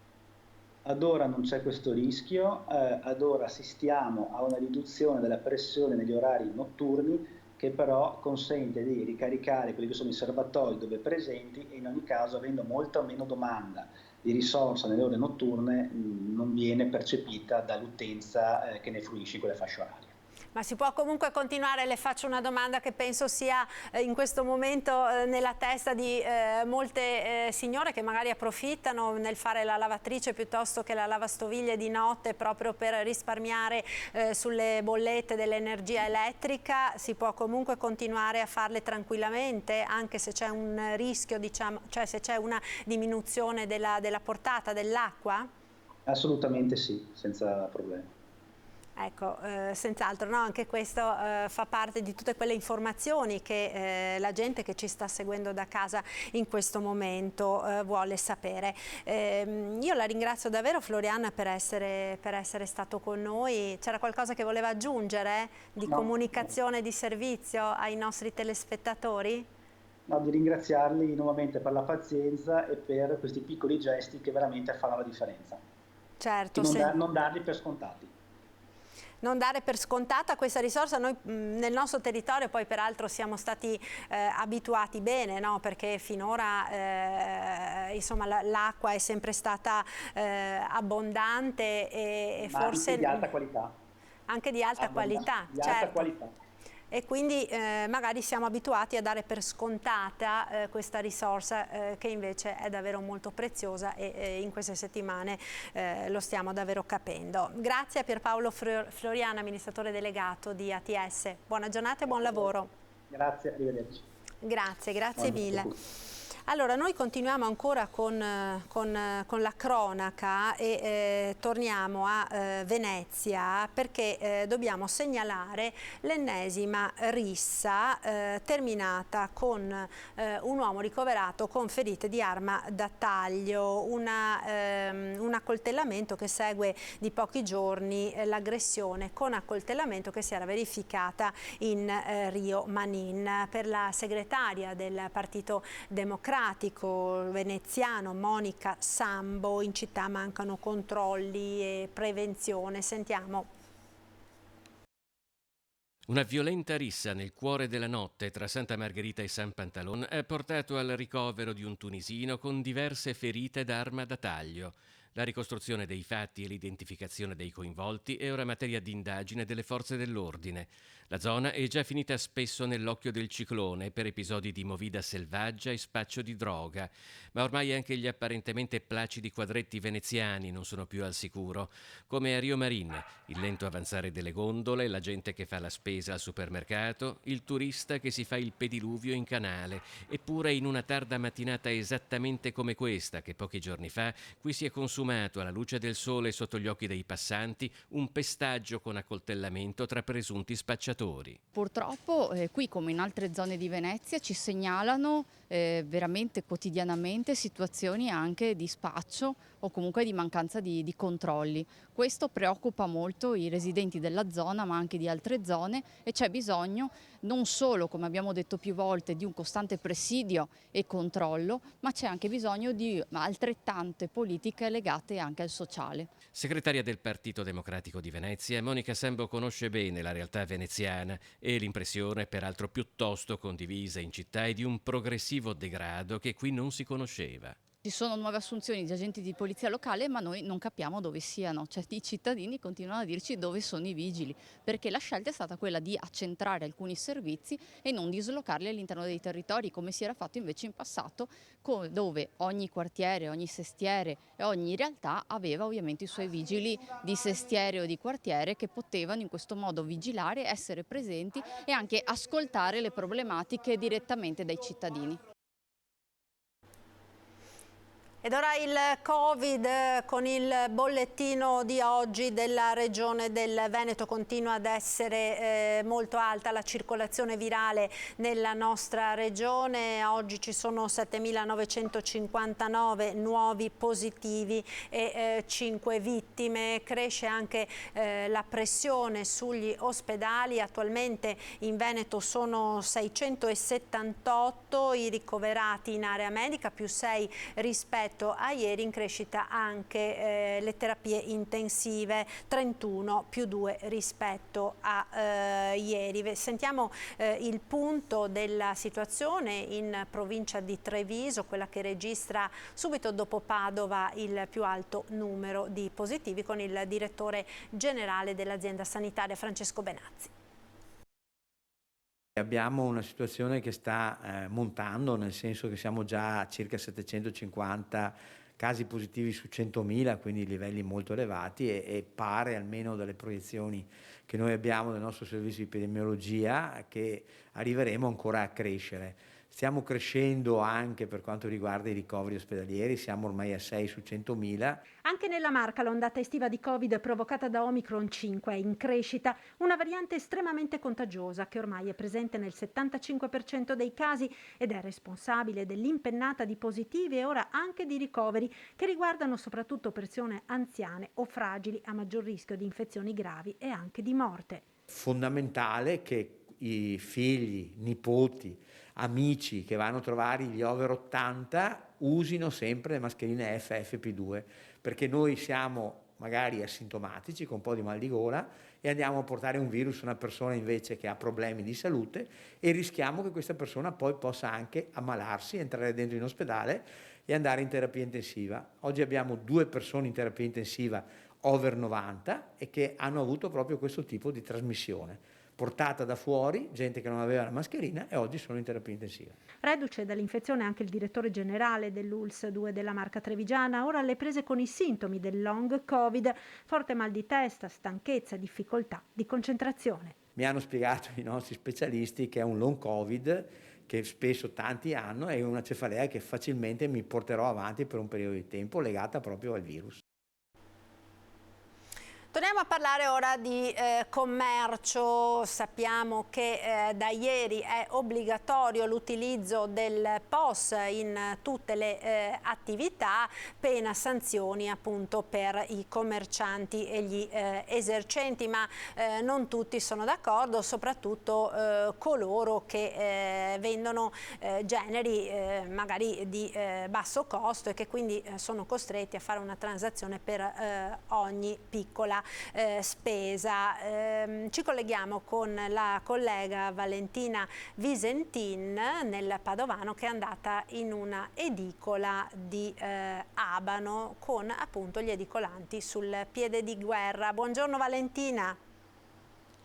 Sì, buongiorno, mi trovo all'interno di un'edicola di Abano Terme. Da ieri dunque è obbligatorio accettare i pagamenti con il POS. La categoria degli edicolanti, così come quella dei tabaccai, è un po' preoccupata, anche arrabbiata, perché i costi di gestione delle commissioni sono molto alti e per gli importi che loro erogano quotidianamente è difficile da gestire. Qui con me ci sono Diego, titolare di un'edicola di Montegrotto, e Daniele, il padrone di casa. Chiediamo un po' come sta andando, cioè qual è voi di fatto non contestate l'obbligatorietà del pagamento con il POS, ma le spese a vostro carico. Esatto, noi non siamo contrari all'uso del POS o ai pagamenti, qualsiasi tipo di pagamento telematico. Noi siamo molto preoccupati per i costi di gestione che comporta alla nostra categoria questo tipo di uso di pagamenti. Noi non possiamo permetterci le commissioni e i costi che ci sono in questo momento a livello bancario per la nostra, ripeto, categoria, ma per la nostra tipologia di vendita, perché noi abbiamo costi e guadagni, cioè costi alti e guadagni bassi. Quindi noi viaggiamo sui giornali che costano mediamente €1, €1,50, €2. Se dobbiamo pagare le commissioni sul pagamento del POS non ci stiamo dentro con i costi. Per questo abbiamo chiesto anche a livello governativo, a livello di categoria, di avere un aiuto dalla parte delle istituzioni ad avere dei costi almeno calmierati, oppure fino a una certa cifra di pagamento non pagare commissioni.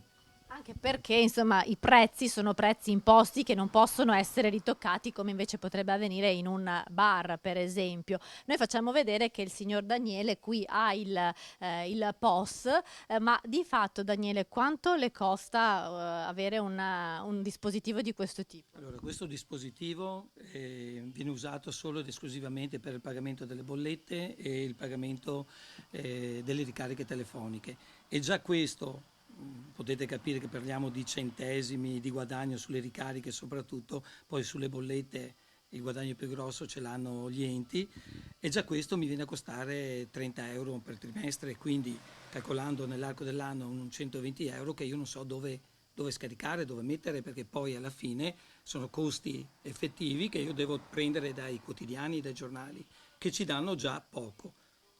Mettiamo anche il POS per il pagamento dei giornali, voi capite che allora è meglio chiudere, chiudiamo baracche e burattini, come si dice qua da noi.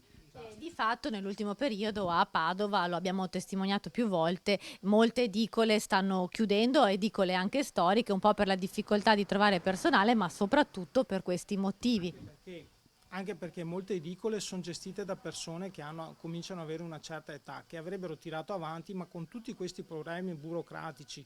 E proprio, ripeto, ieri hanno chiuso altre 3 edicole in centro a Padova, anche perché loro avevano paura di gestire questi tipi di pagamento che non sono abituati, perché loro sono sempre stati abituati che uno veniva a prendere il giornale normalmente e lo pagava in contanti. Adesso magari anche per paura o per non essendo in grado di essersi aggiornati, hanno dovuto chiudere, e questo continua a far sì che il centro città e i paesi chiudano le nostre attività e si spopolino anche a livello proprio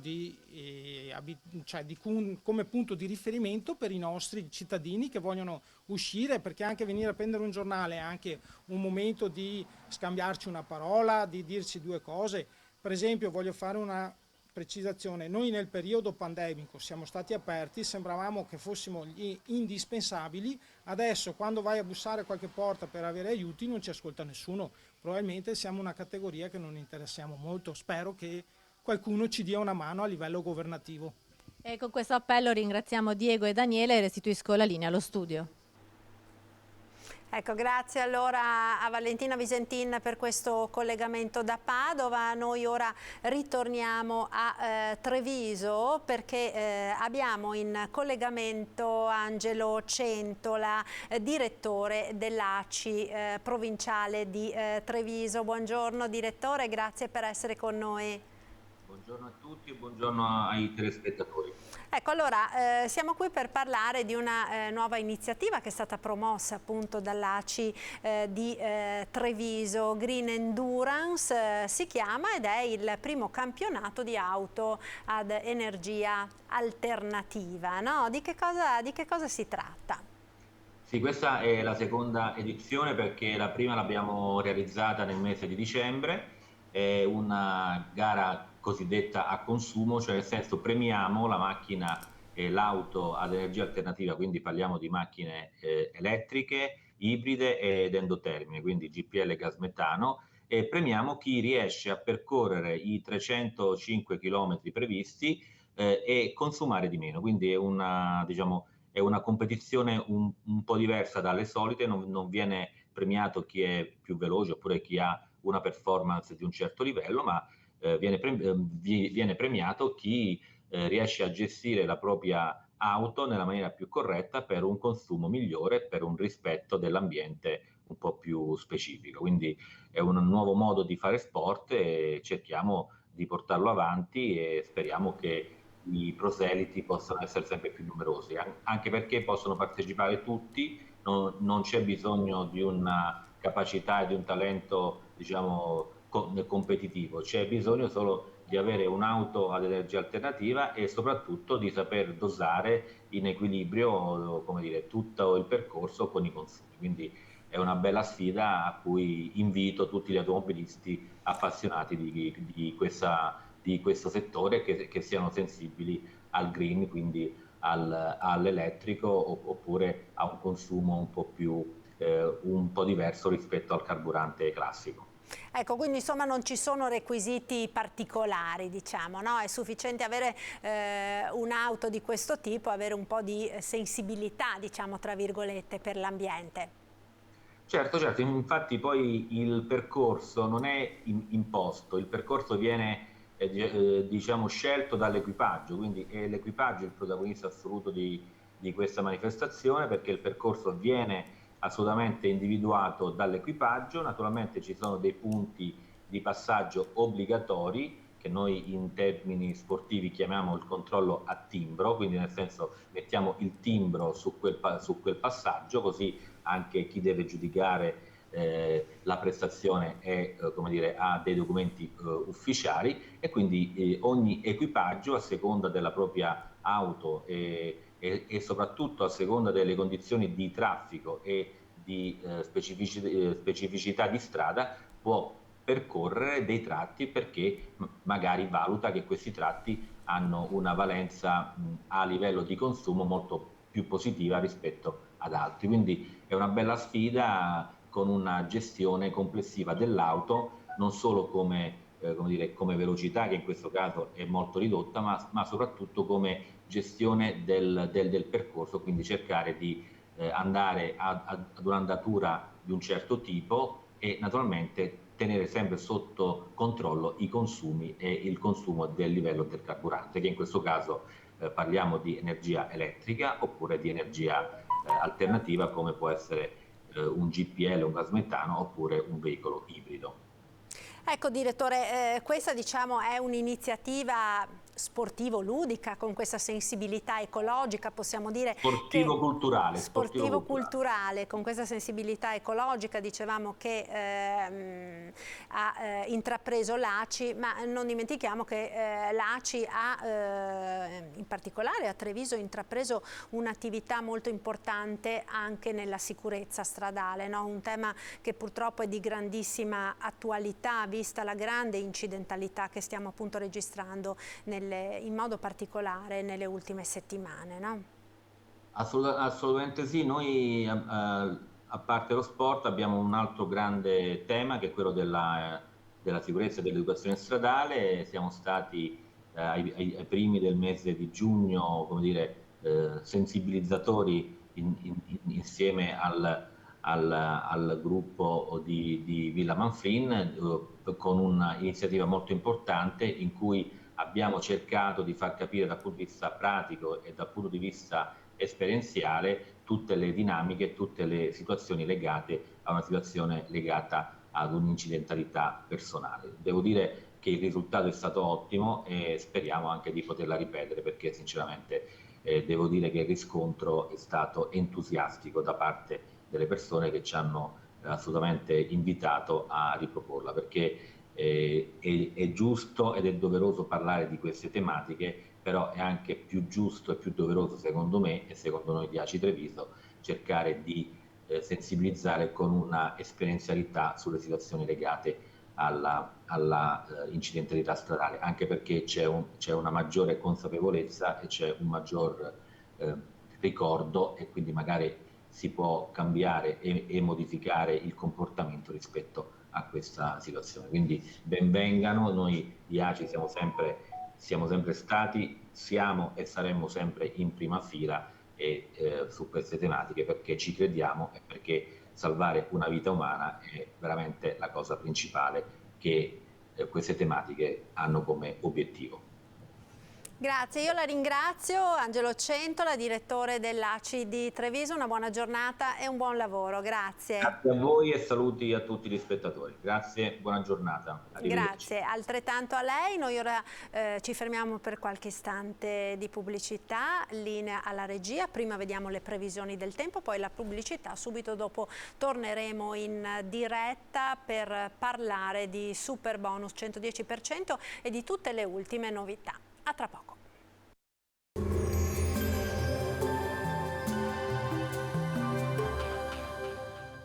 Donadel Sunplast fornisce ed installa tende e coperture tecniche, avvolgibili, serramenti in PVC e in alluminio, porte da interni. Benvenuti al meteo.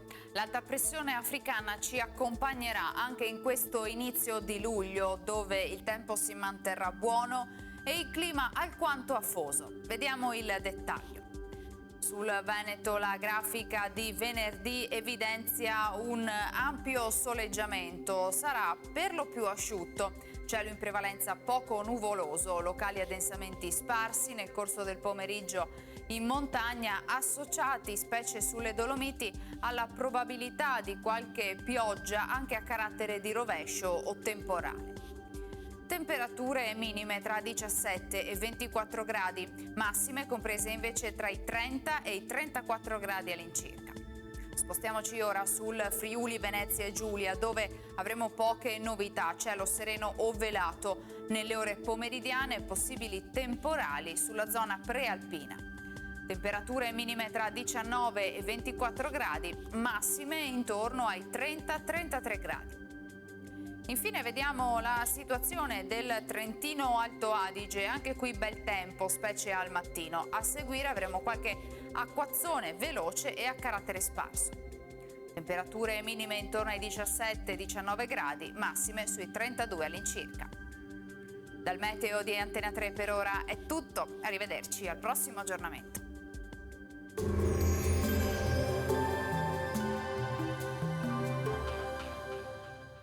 Donadel Sunplast vi aspetta nello showroom di Farra di Soligo, dove troverete le giuste risposte alle vostre esigenze di arredo esterno.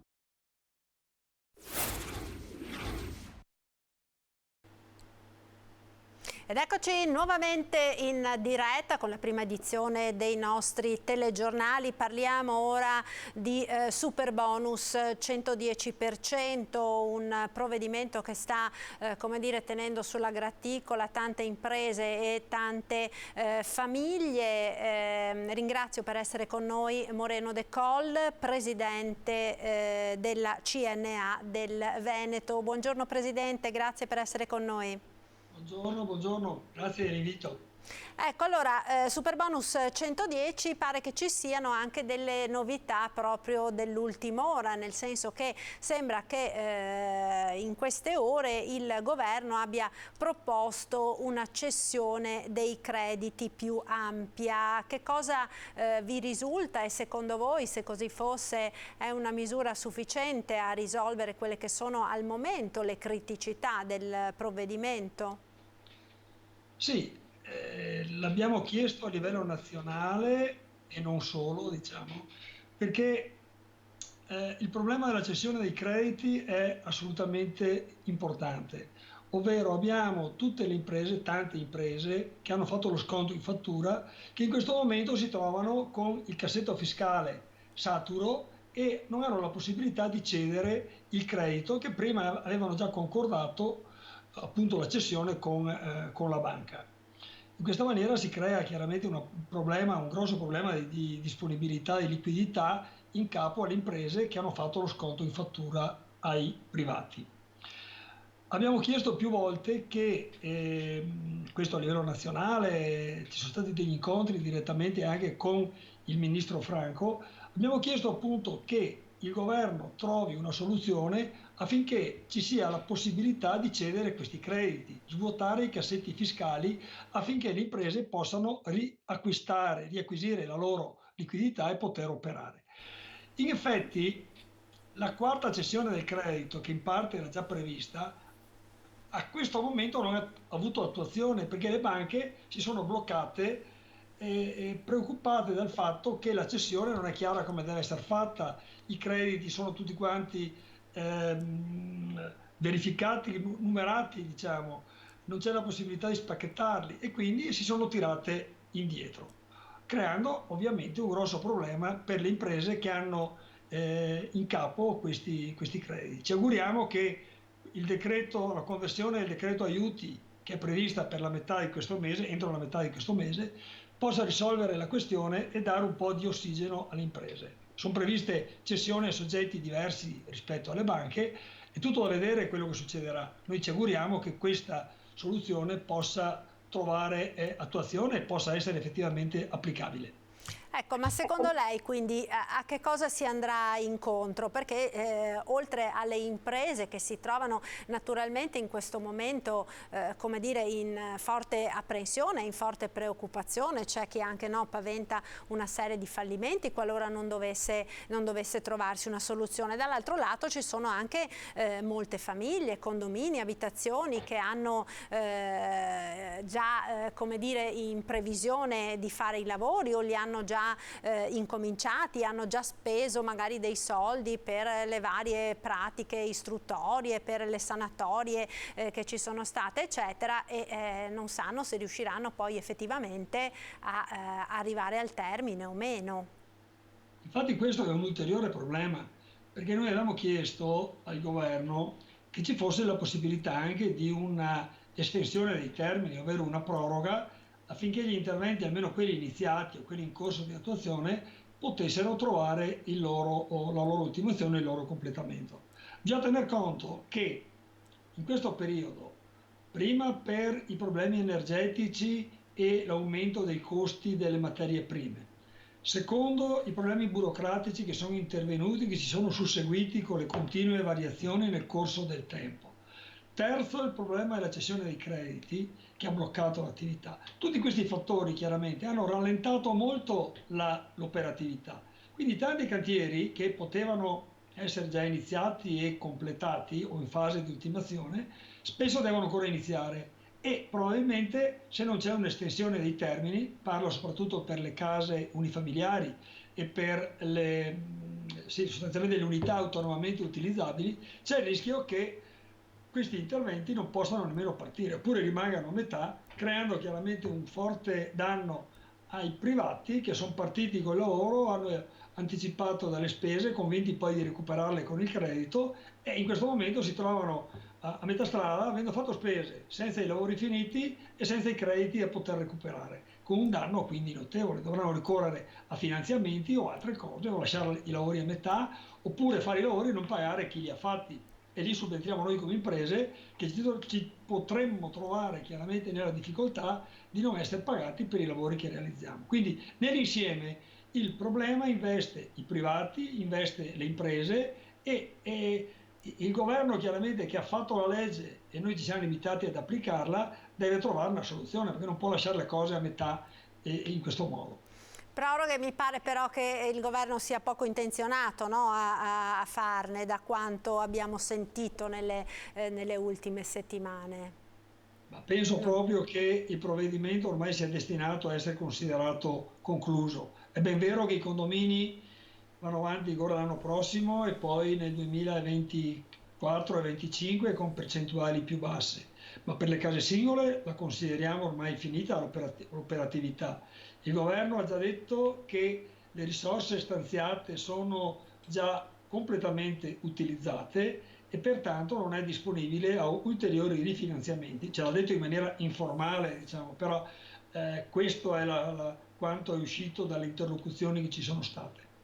E quindi in questo momento, esclusa l'ipotesi di eventuali proroghe che noi chiedevamo per i motivi di quali parlavo prima, resta la richiesta forte che almeno vengano sbloccati questi crediti fiscali che attualmente stanno pesando, come si diceva prima, sulla testa delle imprese e sulla testa spesso anche delle famiglie che hanno iniziato i lavori. E quindi insomma bisogna attendere metà mese più o meno per cercare di capire che cosa succederà. Sì, perché l'ultimo passaggio è la conversione del decreto aiuti, che scade o il 16 o il 17 del mese di luglio, i 60 giorni canonici dall'emissione del decreto alla conversione in legge. Girano proposte, si sentono notizie varie, però è da vedere poi come combinerà il governo con il Parlamento i vari emendamenti che potranno essere presentati per risolvere i problemi di quali si parlava prima.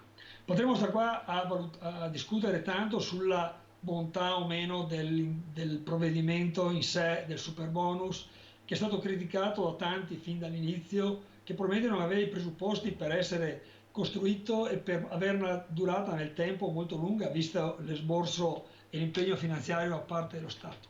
Però la legge c'è, noi come imprese non è che abbiamo fatto truffe, l'abbiamo applicata, abbiamo cercato di attenerci alla norma che è stata anche molto complicata, complessa, continuamente variata, c'è stata una marea di problemi per le imprese, ma soprattutto per i professionisti, per venire a capo delle varie interpretazioni che di volta in volta uscivano. Quindi in questo momento non è che possono restare le imprese col cerino in mano, diciamo, che hanno cercato di sfruttare un filone di attività che poi era quello, perché se il mercato chiaramente chiede di intervenire sui bonus, l'impresa che opera sul mercato non può dire io non faccio quel tipo di interventi, mi interesso di altro. Il mercato era quello, soprattutto in certi ambienti, diciamo, urbani più ampi, dove c'è più gente e ci sono più case. E questo chiaramente si sta rivelando un boomerang e si sta rivelando un provvedimento probabilmente che doveva essere pensato o costruito in maniera diversa. Questa è l'analisi che possiamo fare, io la posso fare come operatore del settore proprio, avendola vissuta e continuando a viverla in questo momento e in questo periodo. C'è da dire che il ruolo delle banche, che era determinante per il funzionamento del provvedimento è stato attivo fino a un certo punto, di punto in bianco poi le banche hanno detto basta, abbiamo esaurito la nostra capacità fiscale e quindi siamo rimasti tutti con impegni che non siamo in grado adesso di soddisfare. E le banche avevano dato, faccio un caso specifico, ad una certa impresa, un certo plafond di crediti fiscali sui quali poteva chiaramente operare, di punto in bianco da una certa data in avanti questo plafond non era più utilizzabile in pieno. E chiaramente non per colpa dell'impresa evidentemente. La banca dice noi non possiamo fare altro perché abbiamo esaurito le risorse, la nostra capacità fiscale, e come se ne esce? Non è semplice la questione, per chi si trova in mezzo a questo meccanismo particolarmente perverso e molto complicato.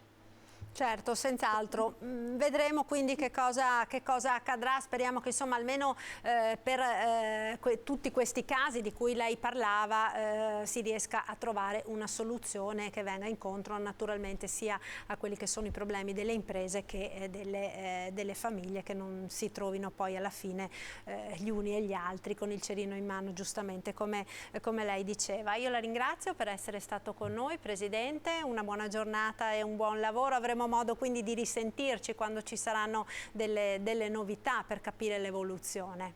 Speriamo di risentirci con novità migliori, per dire che almeno il problema grosso che c'è in capo, come si diceva prima, alle imprese ha avuto una possibilità di essere risolto con cessioni del credito diverse, con ulteriori cessioni da parte delle banche, con una possibilità quantomeno di sbloccare la situazione che attualmente è veramente incagliata, incancrenita, non so che termine utilizzare, ma di fatto sta pesando tantissimo sulla testa delle nostre, di tante imprese e in maniera molto diffusa sul territorio. Certo. Grazie mille a Moreno De Coll, Presidente della CNA del Veneto. Buona giornata e buon lavoro. Grazie a voi, saluti. Grazie, un saluto. Noi continuiamo a parlare di lavoro perché abbiamo in collegamento Massimiliano Paglini, segretario generale della CGIL Belluno Treviso. Buongiorno Paglini, grazie per essere con noi. Buongiorno a voi telespettatori della CISL di Belluno Treviso.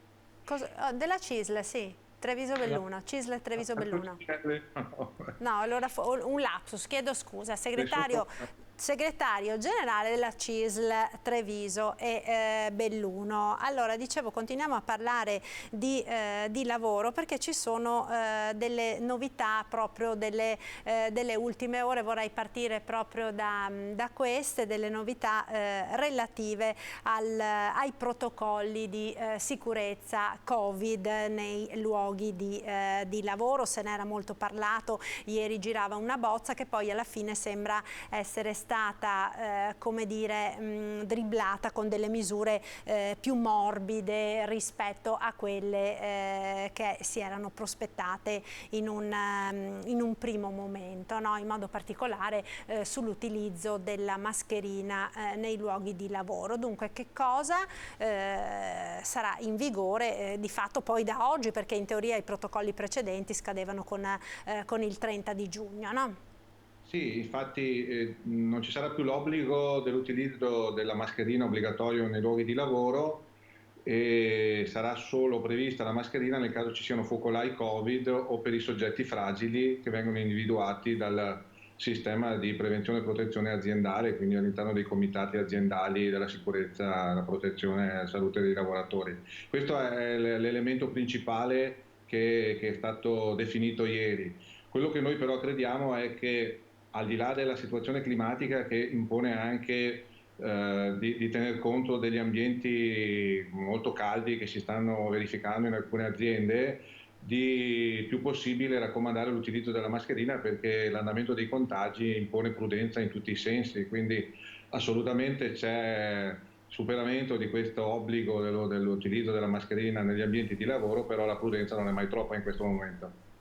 Ecco, quindi diciamo voi darete delle raccomandazioni per quanto riguarda proprio l'utilizzo di questo dispositivo di protezione individuale. Si è parlato anche di mascherina FFP2, soprattutto ovviamente nei luoghi chiusi dove non vi sia un sufficiente ricambio d'aria e dove magari anche le distanze tra le postazioni di lavoro non siano così ampie, vista la alta diffusività, la altissima contagiosità di questa nuova variante Omicron 5 che ormai è prevalente anche nel nostro territorio. L'ultimo dato proprio aggiornato a ieri sera è del 75% di tamponi che risultano appunto, i tamponi positivi che risultano essere proprio da variante Omicron 5.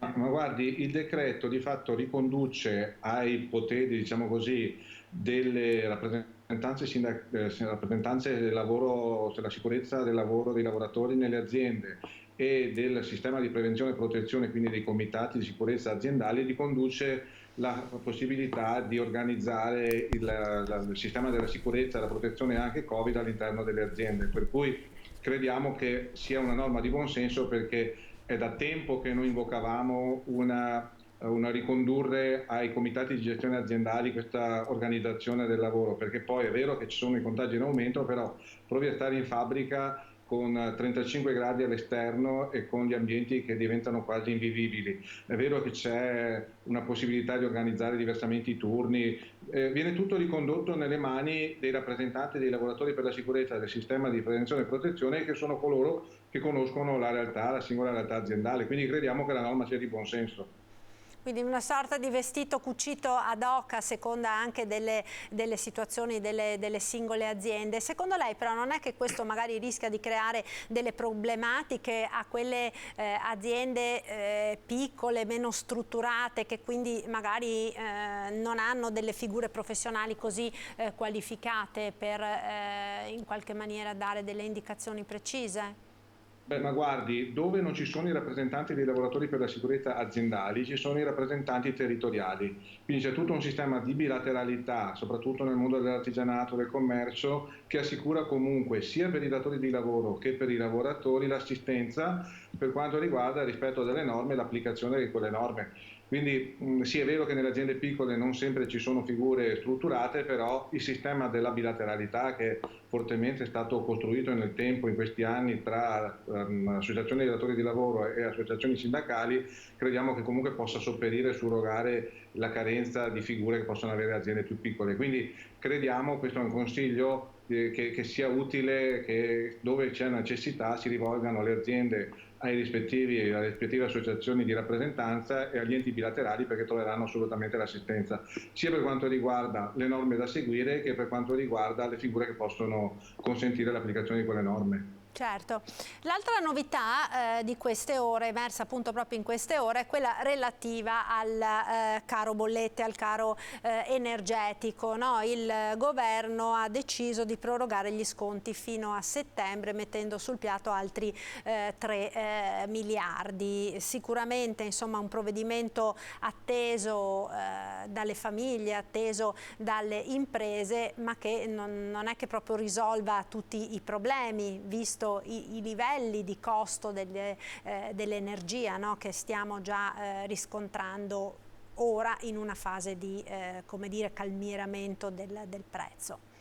Sì, i dati di questa mattina sull'inflazione dicono che siamo dentro a un trend drammatico di incremento dei costi, in particolare dell'energia. Sembra che gli ultimi dati parlino di un aumento del 41% medio del costo dell'energia, quindi gli interventi che ha messo in campo il governo assolutamente sono un pezzo di un insieme di interventi che devono essere fatti, non bastano, quindi quello che noi chiederemo, per esempio, prossimamente dovrebbe essere previsto un incontro con la Presidenza del Consiglio dei Ministri a breve, da parte dei segretari generali nazionali.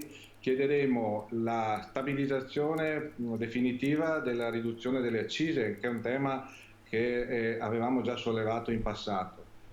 Una stabilizzazione anche di quel bonus che è stato introdotto, ma serve soprattutto una lotta alla speculazione, perché le imprese che producono energia, che importano materie prime, sono poi imprese che hanno utili stratosferici, che hanno avuto utili stratosferici. Quindi come si fa a combattere la speculazione sui prezzi dell'energia? Si combatte per esempio con una stabilizzazione della tassazione degli extraprofitti, che servono poi a finanziare la riduzione delle accise, perché quando si tagliano le accise c'è un calo del gettito fiscale, quindi quel gettito fiscale va recuperato in qualche modo, se no bisogna andare a chiedere debito ai mercati.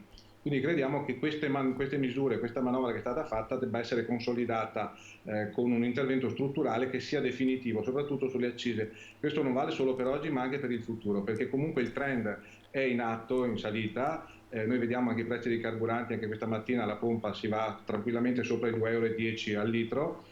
Quindi se questo è il trend, la guerra non terminerà nel breve, noi crediamo che l'autunno, dove ci sarà un aumento della domanda di energia e dei combustibili, ci porterà dentro uno scenario drammatico di cui non abbiamo ancora contezza di quello che potrebbe succedere. Senz'altro. Lei accennava prima anche al bonus, a questo bonus una tantum dei 200 €, no, che arriverà con le buste paga di luglio ai lavoratori, ai pensionati. Vogliamo ricordare se c'è qualcosa da fare da parte dei lavoratori piuttosto che dei disoccupati per ottenere questo bonus, o se va tutto in automatico? No, diciamo che è bene parlare con le proprie datori di lavoro e compilare una modulistica che è stata predisposta. Per chi non ha idea di come fare, o soprattutto i disoccupati, si rivolgono ai nostri uffici, ai patronati, oppure nella loro area riservata dell'INPS per chiedere l'erogazione del bonus. Però se si rivolgono ai nostri uffici, ai nostri delegati sindacali o alla nostra categoria di pensionati, sicuramente avranno tutto il supporto possibile per poter richiedere questi 200 €.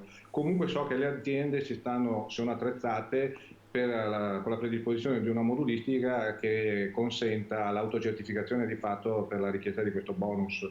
Ecco, quindi è importante, no, proprio perché magari insomma, è opportuno fare tutte le giuste misure, le giuste mosse, proprio per non trovarsi a come dire, perdere magari dei diritti che si hanno. Pensiamo per esempio all'altro bonus, no, quello relativo alla famiglia, ai figli. Molti non l'hanno chiesto, il 30 di giugno era il termine ultimo e dagli ultimi dati insomma sembra che l'assegno unico universale, no, per i figli non tutti l'abbiano richiesto, e quindi possono farlo tuttora, perdendo quelli che sono però gli arretrati.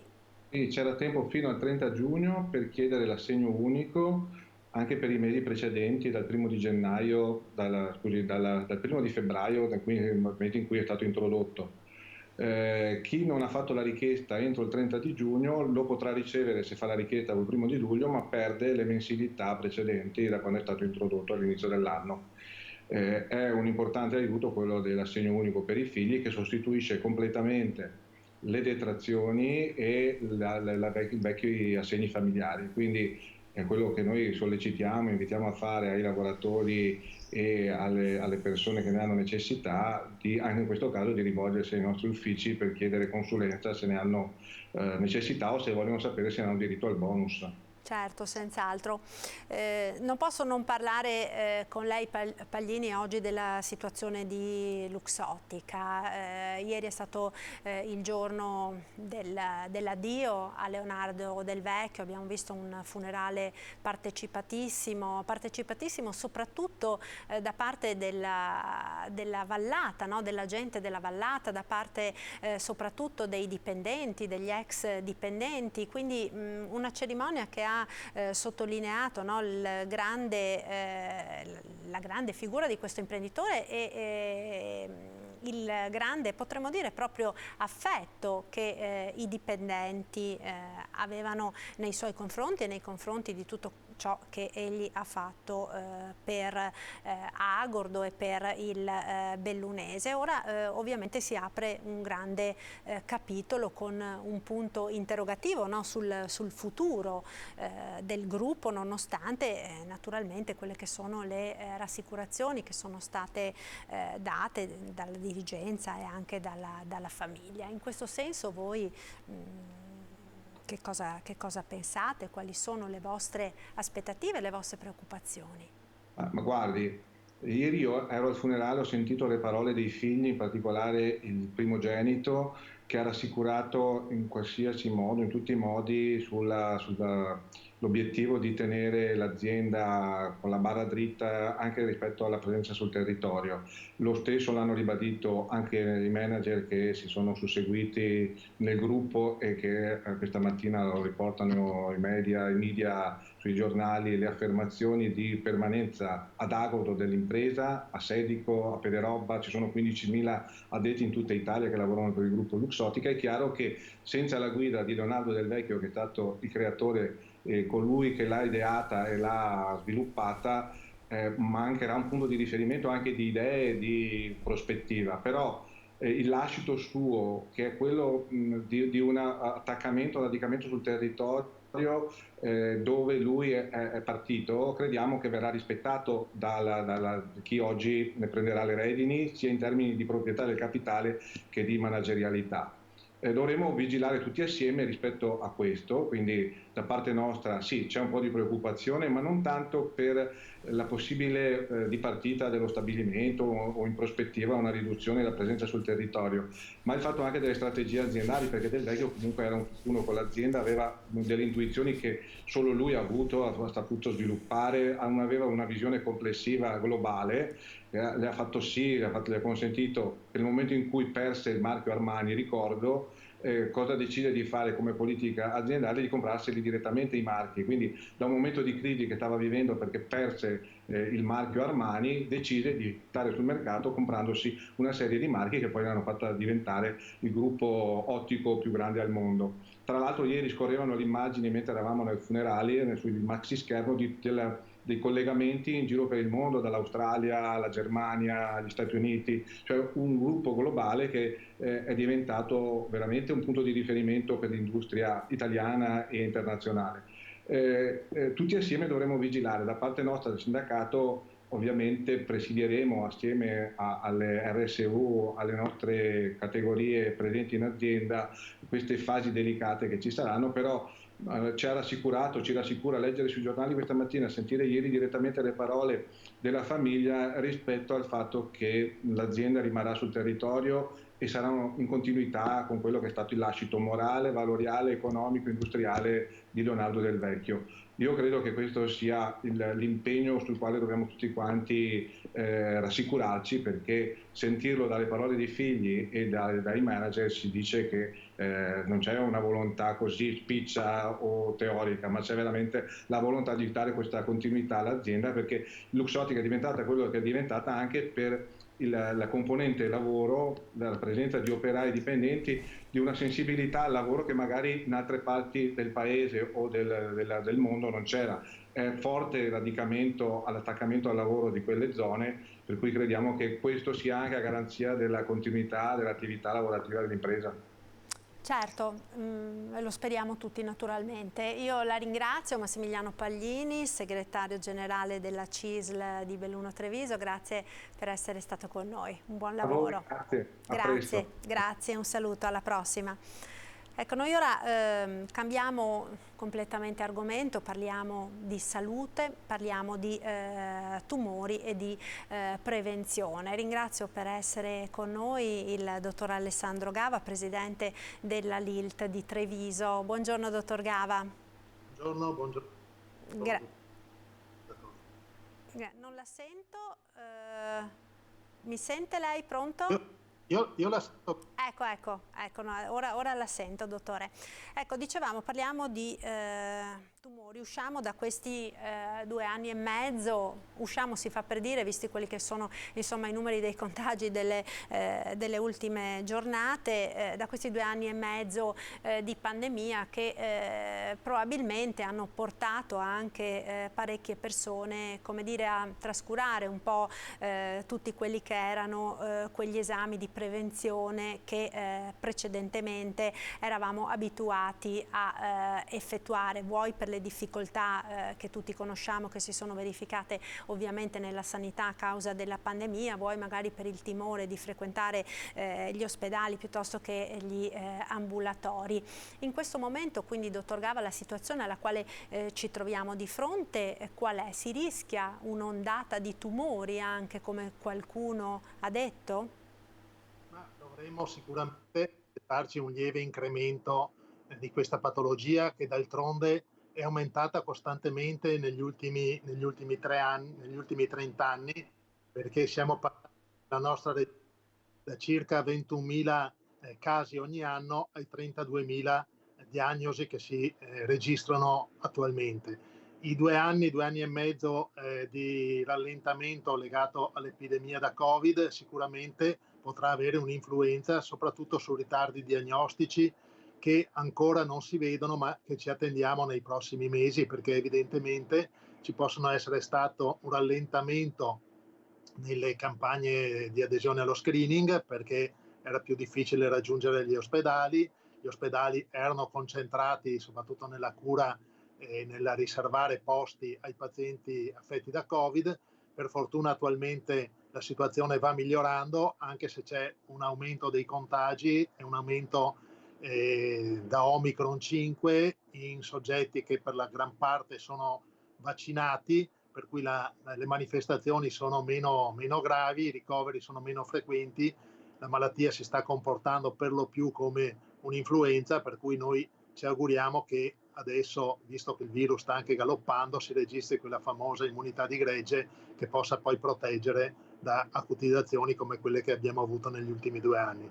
E quindi è opportuno che si ritorni alla normalità con un'attenzione a quella che noi definiamo una delle principali emergenze della sanità, perché i tumori hanno continuato ad avere un'incidenza molto alta anche in questi anni di Covid.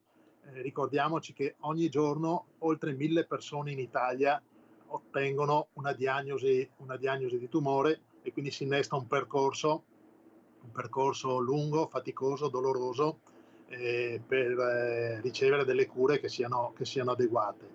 E quindi noi ci auguriamo che adesso si riprendano le pratiche della prevenzione. Abbiamo registrato anche nella nostra associazione una ripresa della richiesta di visite senologiche, di visite perinei, e quindi notiamo che la gente adesso sta uscendo da questo tunnel e comincia a riappropriarsi di quelle che erano le buone abitudini che c'erano fino a 2 anni fa. Ricordare quindi quali sono queste buone abitudini e che cosa quindi dobbiamo riabituarci a fare, quali sono i controlli che dobbiamo riabituarci a fare, oltre a quelle che sono naturalmente le norme principali della prevenzione e dello stile di vita, no, per prevenire il tumore. Ricordiamoci che i tumori frequenti nel Veneto e anche nella nostra provincia sono il tumore della mammella per le donne, il tumore della prostata per gli uomini, i tumori del colon retto che colpiscono entrambi i generi, i tumori del polmone che una volta erano prerogativa del sesso maschile, ma adesso con l'aumento della diffusione del fumo di sigarette tra le donne stanno incrementandosi anche nel sesso femminile, e poi il tumore della vescica. Questi primi 5 tumori da soli rappresentano oltre il 50% di tutte le neoplasie che vengono diagnosticate sia nella nostra regione che nella nostra provincia, perché i dati sono speculari. Quindi è fondamentale la diagnosi precoce, oltre che la prevenzione, quindi seguire quelle che sono le indicazioni, le chiamate del servizio sanitario per aderire alle campagne di screening, quindi la mammografia per le donne tra i 50 e i 74 anni e per quanto riguarda il colon retto, il sangue occulto nelle feci, anche qui ci chiama il Servizio Sanitario Nazionale, e poi i test per il tumore dell'utero. Per l'uomo è importante che dopo i 50 anni faccia una visita urologica e casomai su indicazione del medico o dell'urologo potrà fare il PSA e cominciare a tenere monitorata anche la situazione della prostata. Per quanto riguarda il polmone, sappiamo che non ci sono grandi strumenti per la diagnosi precoce, anche se per i fumatori cronici, cioè quelli che fumano da più di 20 anni, più di 10 sigarette al giorno, è opportuno pensare anche, ci sono degli studi che hanno documentato che una TAC fatta periodicamente possa essere utile per svelare neoplasie in fase iniziale. Per quanto riguarda il tumore della vescica, è un tumore che si manifesta quasi sempre con la presenza di sangue nelle urine, quindi mai trascurare una presenza, noi la chiamiamo ematuria, ma insomma una presenza di sangue quando si osservano le proprie urine, perché anche questo può essere indicativo di qualcosa che va monitorato, che va attenzionato. Ecco, dottor Ava, quanto è importante lo stile di vita nella prevenzione del tumore? Perché tante volte si pensa che sfortuna, è capitato proprio a me, è stato un fatto di sfortuna, ma quanto è davvero sfortuna, quanto invece dipende anche da noi e dalle nostre abitudini, dal nostro stile di vita? Ma noi cominciamo a promuovere la prevenzione fino dall'età scolare. Io quest'anno, sapete che sono andato in pensione, ho cominciato a fare alcuni interventi nelle scuole e allora andavo a dire ai ragazzi di 15, 16, 17 anni, voi vi chiederete come mai una persona viene a parlare, un medico viene a parlarvi di tumori quando voi avete un'età in cui il rischio di tumori è davvero estremamente basso. Perché cominciare ad occuparsi della propria salute fin dall'adolescenza, adottando degli stili di vita corretti, è la miglior misura per ridurre l'incidenza dei tumori quando si entrerà dopo i 50 anni nella fase in cui la curva di crescita comincia ad aumentare. E quindi l'attività fisica costante, i nostri giovani fanno sempre meno attività fisica, una corretta alimentazione, che vuol dire cercare di curare dalla merenda del mattino alla cena il cibo che si porta nelle nostre tavole, quindi aumentare l'apporto di cereali integrali, ridurre le bibite gassate che sono una fonte poi di calorie, perché sono molto zuccherate, un po' tutte quelle che vanno per la maggiore. Cercare di consumare più pesce, carni bianche, ridurre l'introito di carni rosse e soprattutto di insaccati, sono semplici misure che possono aiutarci a migliorare la nostra salute. Inoltre quelle che sono le attenzioni alla fotoprotezione, quindi quando andiamo al mare usare delle creme solari per evitare ustioni che nel tempo possono indurre anche la formazione di tumori cutanei quali melanomi, sono tutte misure fondamentali, oltre naturalmente a non fumare, perché ormai sul fumo sappiamo tutto quanto sia rischioso per l'induzione di tumori delle vie aeree e dei polmoni, e limitare molto il consumo di alcol, assolutamente vietarlo tra i giovani e consumarlo con consapevolezza e moderazione nell'età adulta. Questi sono un po' i pilastri che possono davvero ridurre di oltre il 50% l'incidenza delle neoplasie, e quindi cominciare ad avviare fin dalla giovinezza, dall'adolescenza, uno stile di vita corretto ci permette di vivere più a lungo, di invecchiare meglio, con meno patologie, con l'assunzione di molte meno medicine, perché è vero che la nostra popolazione aumenta a un'età media ormai che è di 85 anni per le donne e di 80 per gli uomini, ma noi se apriamo i cassetti delle nostre zie, delle nostre nonne, noteremo che ci sono sempre molte scatole di farmaci, perché il colesterolo, il diabete sono tutte patologie croniche degenerative che sono legate a delle condotte alimentari o di vita non del tutto corrette. Certo, quindi insomma sono tutte raccomandazioni che è bene cominciare a seguire fin dalla giovane età, in maniera tale da costruire, no, la propria salute per il futuro. Dottor Gava, stavamo vedendo le immagini prima relative alla prevenzione, alla campagna di prevenzione della LILT del tumore al seno rivolta alle donne. Sappiamo che ottobre è da sempre, no, il mese che voi dedicate alla prevenzione dei tumori femminili. Quest'anno che cosa state preparando? Proprio questa settimana noi abbiamo 2 incontri, uno sulle scuole con tutti i professionisti che vanno nelle scuole, perché figuratevi che l'anno scorso abbiamo contattato con i nostri interventi oltre 27.000 studenti in provincia di Treviso. Quindi la prevenzione primaria parte dalle scuole, abbiamo fatto un piano per uguagliare questo risultato e introdurre ulteriore professionalità nei nostri interventi per l'anno prossimo. E ieri invece ci siamo riuniti con tutti i responsabili delle delegazioni, delle 6 delegazioni che ha la LILT nel territorio, perché ricordiamo che oltre a Treviso siamo presenti anche a Oderzo, a Montebelluna, a Castelfranco, a Conegliano e a Vittorio Veneto, proprio perché ottobre è il mese della prevenzione dei tumori al seno e quindi tutte le nostre strutture sono impegnate a organizzare eventi di sensibilizzazione su questo tema, perché ricordiamoci che il tumore al seno è il tumore più frequente nel sesso femminile, oltre un terzo dei tumori della donna sono tumori alla mammella, sono circa 900 tumori al seno ogni anno nella nostra provincia e quindi stiamo organizzando quelli che saranno gli eventi di novembre, che quest'anno il 1° novembre sarà di sabato, quindi noi già il venerdì faremo il primo convegno, illumineremo di rosa la Teresona e poi in tutte le delegazioni del nostro territorio ci saranno iniziative molto varie proprio per sensibilizzare anche con un minimo di originalità questo riflettore che vogliamo accendere sul tumore della mammella. Bene, io la ringrazio dottor Gava per questo intervento, sperando naturalmente che le situazioni anche proprio relative alla pandemia consentano veramente a tutte le persone di poter riprendere quelle abitudini di prevenzione che fino a 2 anni e mezzo fa insomma erano consuetudine per tanti di noi, perché è davvero molto importante. Grazie ad Alessandro Gava, presidente della LILT di Treviso, una buona giornata, un buon lavoro. Buona giornata Marta. Grazie mille, un saluto. Noi ora ci fermiamo per la pubblicità. Linea alla regia.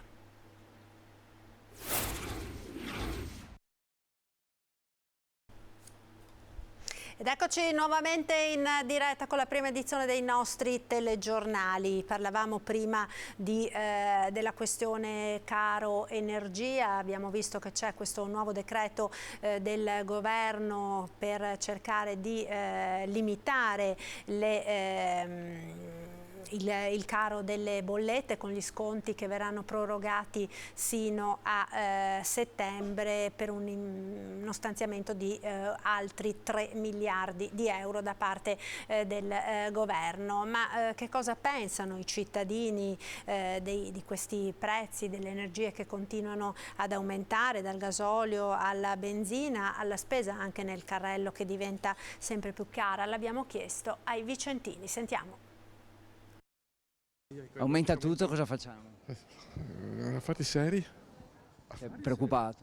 Certo che sono preoccupato, ma non solo per le bollette, per dire, non so per dire che qualche soldino risparmiato in banca e andate a vedere cosa è successo nell'ultimo mese e mezzo. Ci vuole una politica del governo che veda non la situazione a breve, ma a lungo tempo. Facciamo come possiamo, quello che possiamo fare si fa, quello che non si può fare si rinuncia, come si fa sempre in tutte le famiglie. Un po' di preoccupazione però. Un po' di preoccupazione c'è, soprattutto per i ragazzi giovani che devono giustamente avere il loro futuro e anche fiducia nel futuro. Io sono di Novara, di un'altra regione, però posso dire che come si fa? Si stringe i denti e si va avanti. Le crisi sono cicliche, cerchiamo di non essere pessimisti e portiamo invece avanti l'ottimismo, che è ciò che caratterizza poi gli italiani nel mondo. Dei prodotti che stanno rincarando, qual è quello che la preoccupa di più o che la colpisce di più? La benzina, perché comunque limita i movimenti, limita i viaggi. Basta andare a vedere come sono cresciuti anche i generi alimentari. Io vado, per dire, non so, al supermercato, la pasta da 70, 80 centesimi, 90, 1,10, 1,15, 1,20, la frutta e la verdura. Veramente siamo tutti preoccupati. Siamo pazzi così di pagare queste bollette care. Continuano a aumentare? No, assolutamente, non si può vivere. Ma ci pensi che un bimestre 660 euro? Ma si scherza così? Ma l'Italia che cosa c'ha in testa? I nostri governatori, non si fa così. E come si potrebbe rimediare? Come si fa? Noi con una miseria pensione di 280 euro al mese, più 520 di mio marito, con 700 euro al mese si può andare avanti a pagare 600 euro di bollette. È certamente più evidente quello della benzina. L'agroalimentare direi di no, perché nei supermercati ci sono talmente tante opportunità d'acquisto che basta che uno faccia una scelta oculata e non ha problemi, credo. Si può e si deve contrastare un'inflazione creata soprattutto da una speculazione che non ha senso. Quindi lei cosa vede nel futuro? La situazione migliorerà? Io ci voglio credere perché se non abbiamo speranza e fiducia nel futuro non facciamo niente, ci arrendiamo, cosa che non bisogna mai fare. Torniamo ancora a parlare della siccità che ha pesanti ripercussioni soprattutto in agricoltura. Siamo andati in un'azienda di Padova, nell'area del Basso Isonzo, dove sono stati introdotti dei metodi di irrigazione proprio per cercare di utilizzare la minor quantità di acqua possibile. Vediamo.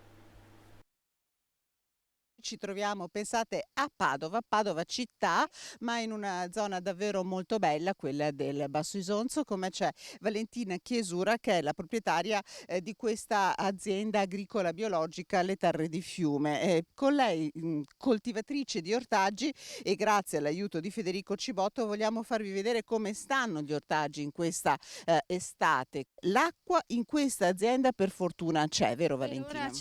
Per ora c'è, in quantità un pochino inferiore rispetto ad altri anni, però per ora noi non abbiamo grosse difficoltà a fornire acqua agli ortaggi. Forse siamo aiutati dal fatto che fin dall'impianto dell'azienda abbiamo scelto un sistema che fosse il più risparmioso, diciamo, possibile, nel senso che noi coltiviamo su aiole rialzate con manichette irrigazione goccia a goccia, quindi l'acqua che preleviamo e distribuiamo sulla terra è proprio soltanto quella necessaria agli ortaggi, non abbiamo irrigazioni a pioggia o a lancio di acqua e quindi non c'è dispersione. Se le piante di zucchine stanno crescendo con un'ottima produzione, sono in grande difficoltà le insalate, spiega Valentina Chiesura, che con il marito coltiva ortaggi nell'azienda agricola Terre di Fiume. Ci spostiamo e andiamo appunto a vedere, vi facciamo vedere come tutte le coltivazioni, la maggior parte, siano in serra. Sono in serra anche i pomodori, che invece stanno soffrendo davvero molto, Valentina. Di solito sono in serra perché temete la pioggia. Quest'anno invece in serra sono attaccati dagli insetti. Da degli insetti particolari, è una moschina bianca che si chiamano aleurodidi, e sono degli insetti che non attaccano direttamente il frutto, però indeboliscono enormemente la parte verde della pianta e nell'indebolirla ovviamente la rendono meno produttiva. E la stagione si annuncia in generale difficile per il mondo dell'agricoltura, come racconta il presidente di CIA Padova Luca Trivellato. C'è soprattutto nella parte dei seminativi, per cui il frumento che abbiamo già trebbiato, piuttosto che la soia, che anche se ha bisogno di poca acqua comunque in sofferenza, e soprattutto in questo periodo il mais, sono in stress idrico assoluto, perché ci troviamo in una situazione eccezionale nella quale, a fronte di poche precipitazioni, abbiamo anche temperature estremamente elevate per la stagione, per cui un'alta evaporazione dell'acqua. Questa è la situazione dunque in Campania. Intanto in città, a Padova, le fontane sono state chiuse per un'ordinanza del sindaco che invita i cittadini a non sprecare l'acqua.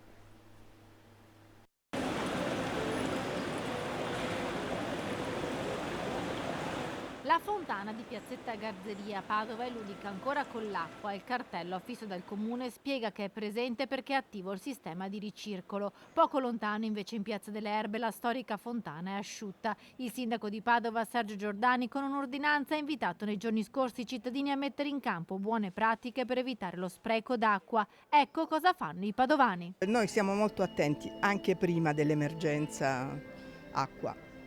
Altre cose innaffiamo meno, la doccia ahimè la facciamo ogni giorno. Il cittadino cosa fa per risparmiare l'acqua? Deve chiudere i rubinetti spesso, deve controllare i figli che non ne usino troppo quando fanno la doccia, perché i miei è un disastro. E basta, perché purtroppo lavarci ci laviamo. Poca acqua, cosa si fa per risparmiare? Il cittadino cosa può fare per risparmiare acqua?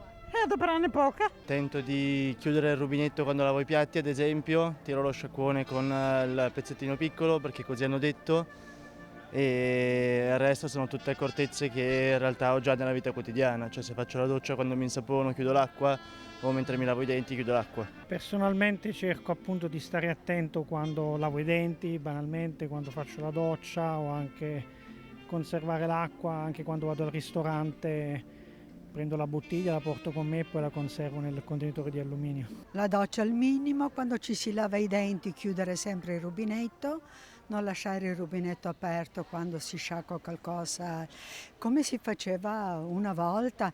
In Meridione c'era tantissimo razionamento, per cui diciamo che l'importanza dell'acqua la si riconosce. Le solite abitudini che avevo già da prima, riutilizzo quando lavo le verdure per annaffiare. Lo scarico dell'acqua, se il bagno è utilizzato da quella persona, lo può scaricare meno volte durante la giornata, perché 15 litri alla volta sono tanti.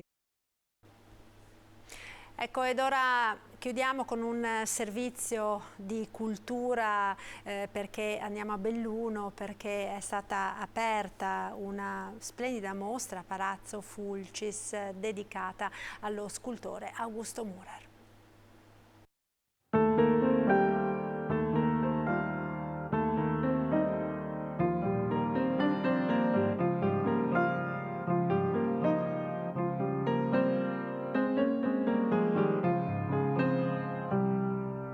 Augusto Mürer è uno dei grandi della cultura bellunese. La sua storia, le sue opere, il suo impegno ne hanno reso l'immagine indelebile. La mostra alle origini della scultura di Palazzo Fulcis lo ricorda in maniera emozionante. Ecco allora chi, artista da sempre e amico di Mürer da quando era ragazzo, ne ha voluto promuovere il ricordo nei 100 anni dalla nascita. L'avevo conosciuto da quando avevo 14 anni. Io ero un frequentatore per lontani parenti della Valle del Biois e tramite Tono Zancanaro, che mi ha fatto andare nella bottega di Mürer, è cominciata una lunghissima consuetudine che dopo ha coinvolto Zanzotto, Rigoni Stern, e ce la siamo raccontata per una vita intera finché se n'è andato.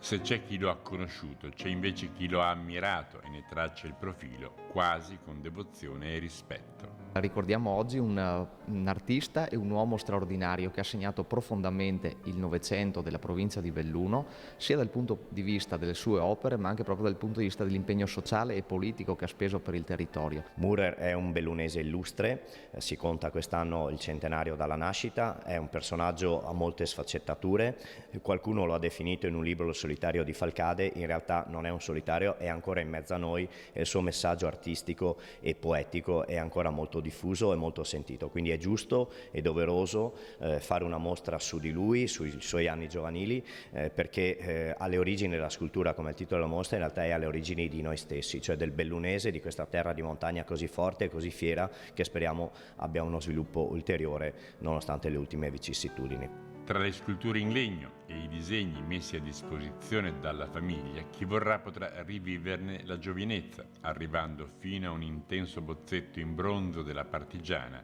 che molti invece avranno ammirato baciata dall'acqua di Venezia, dove si trova collocata.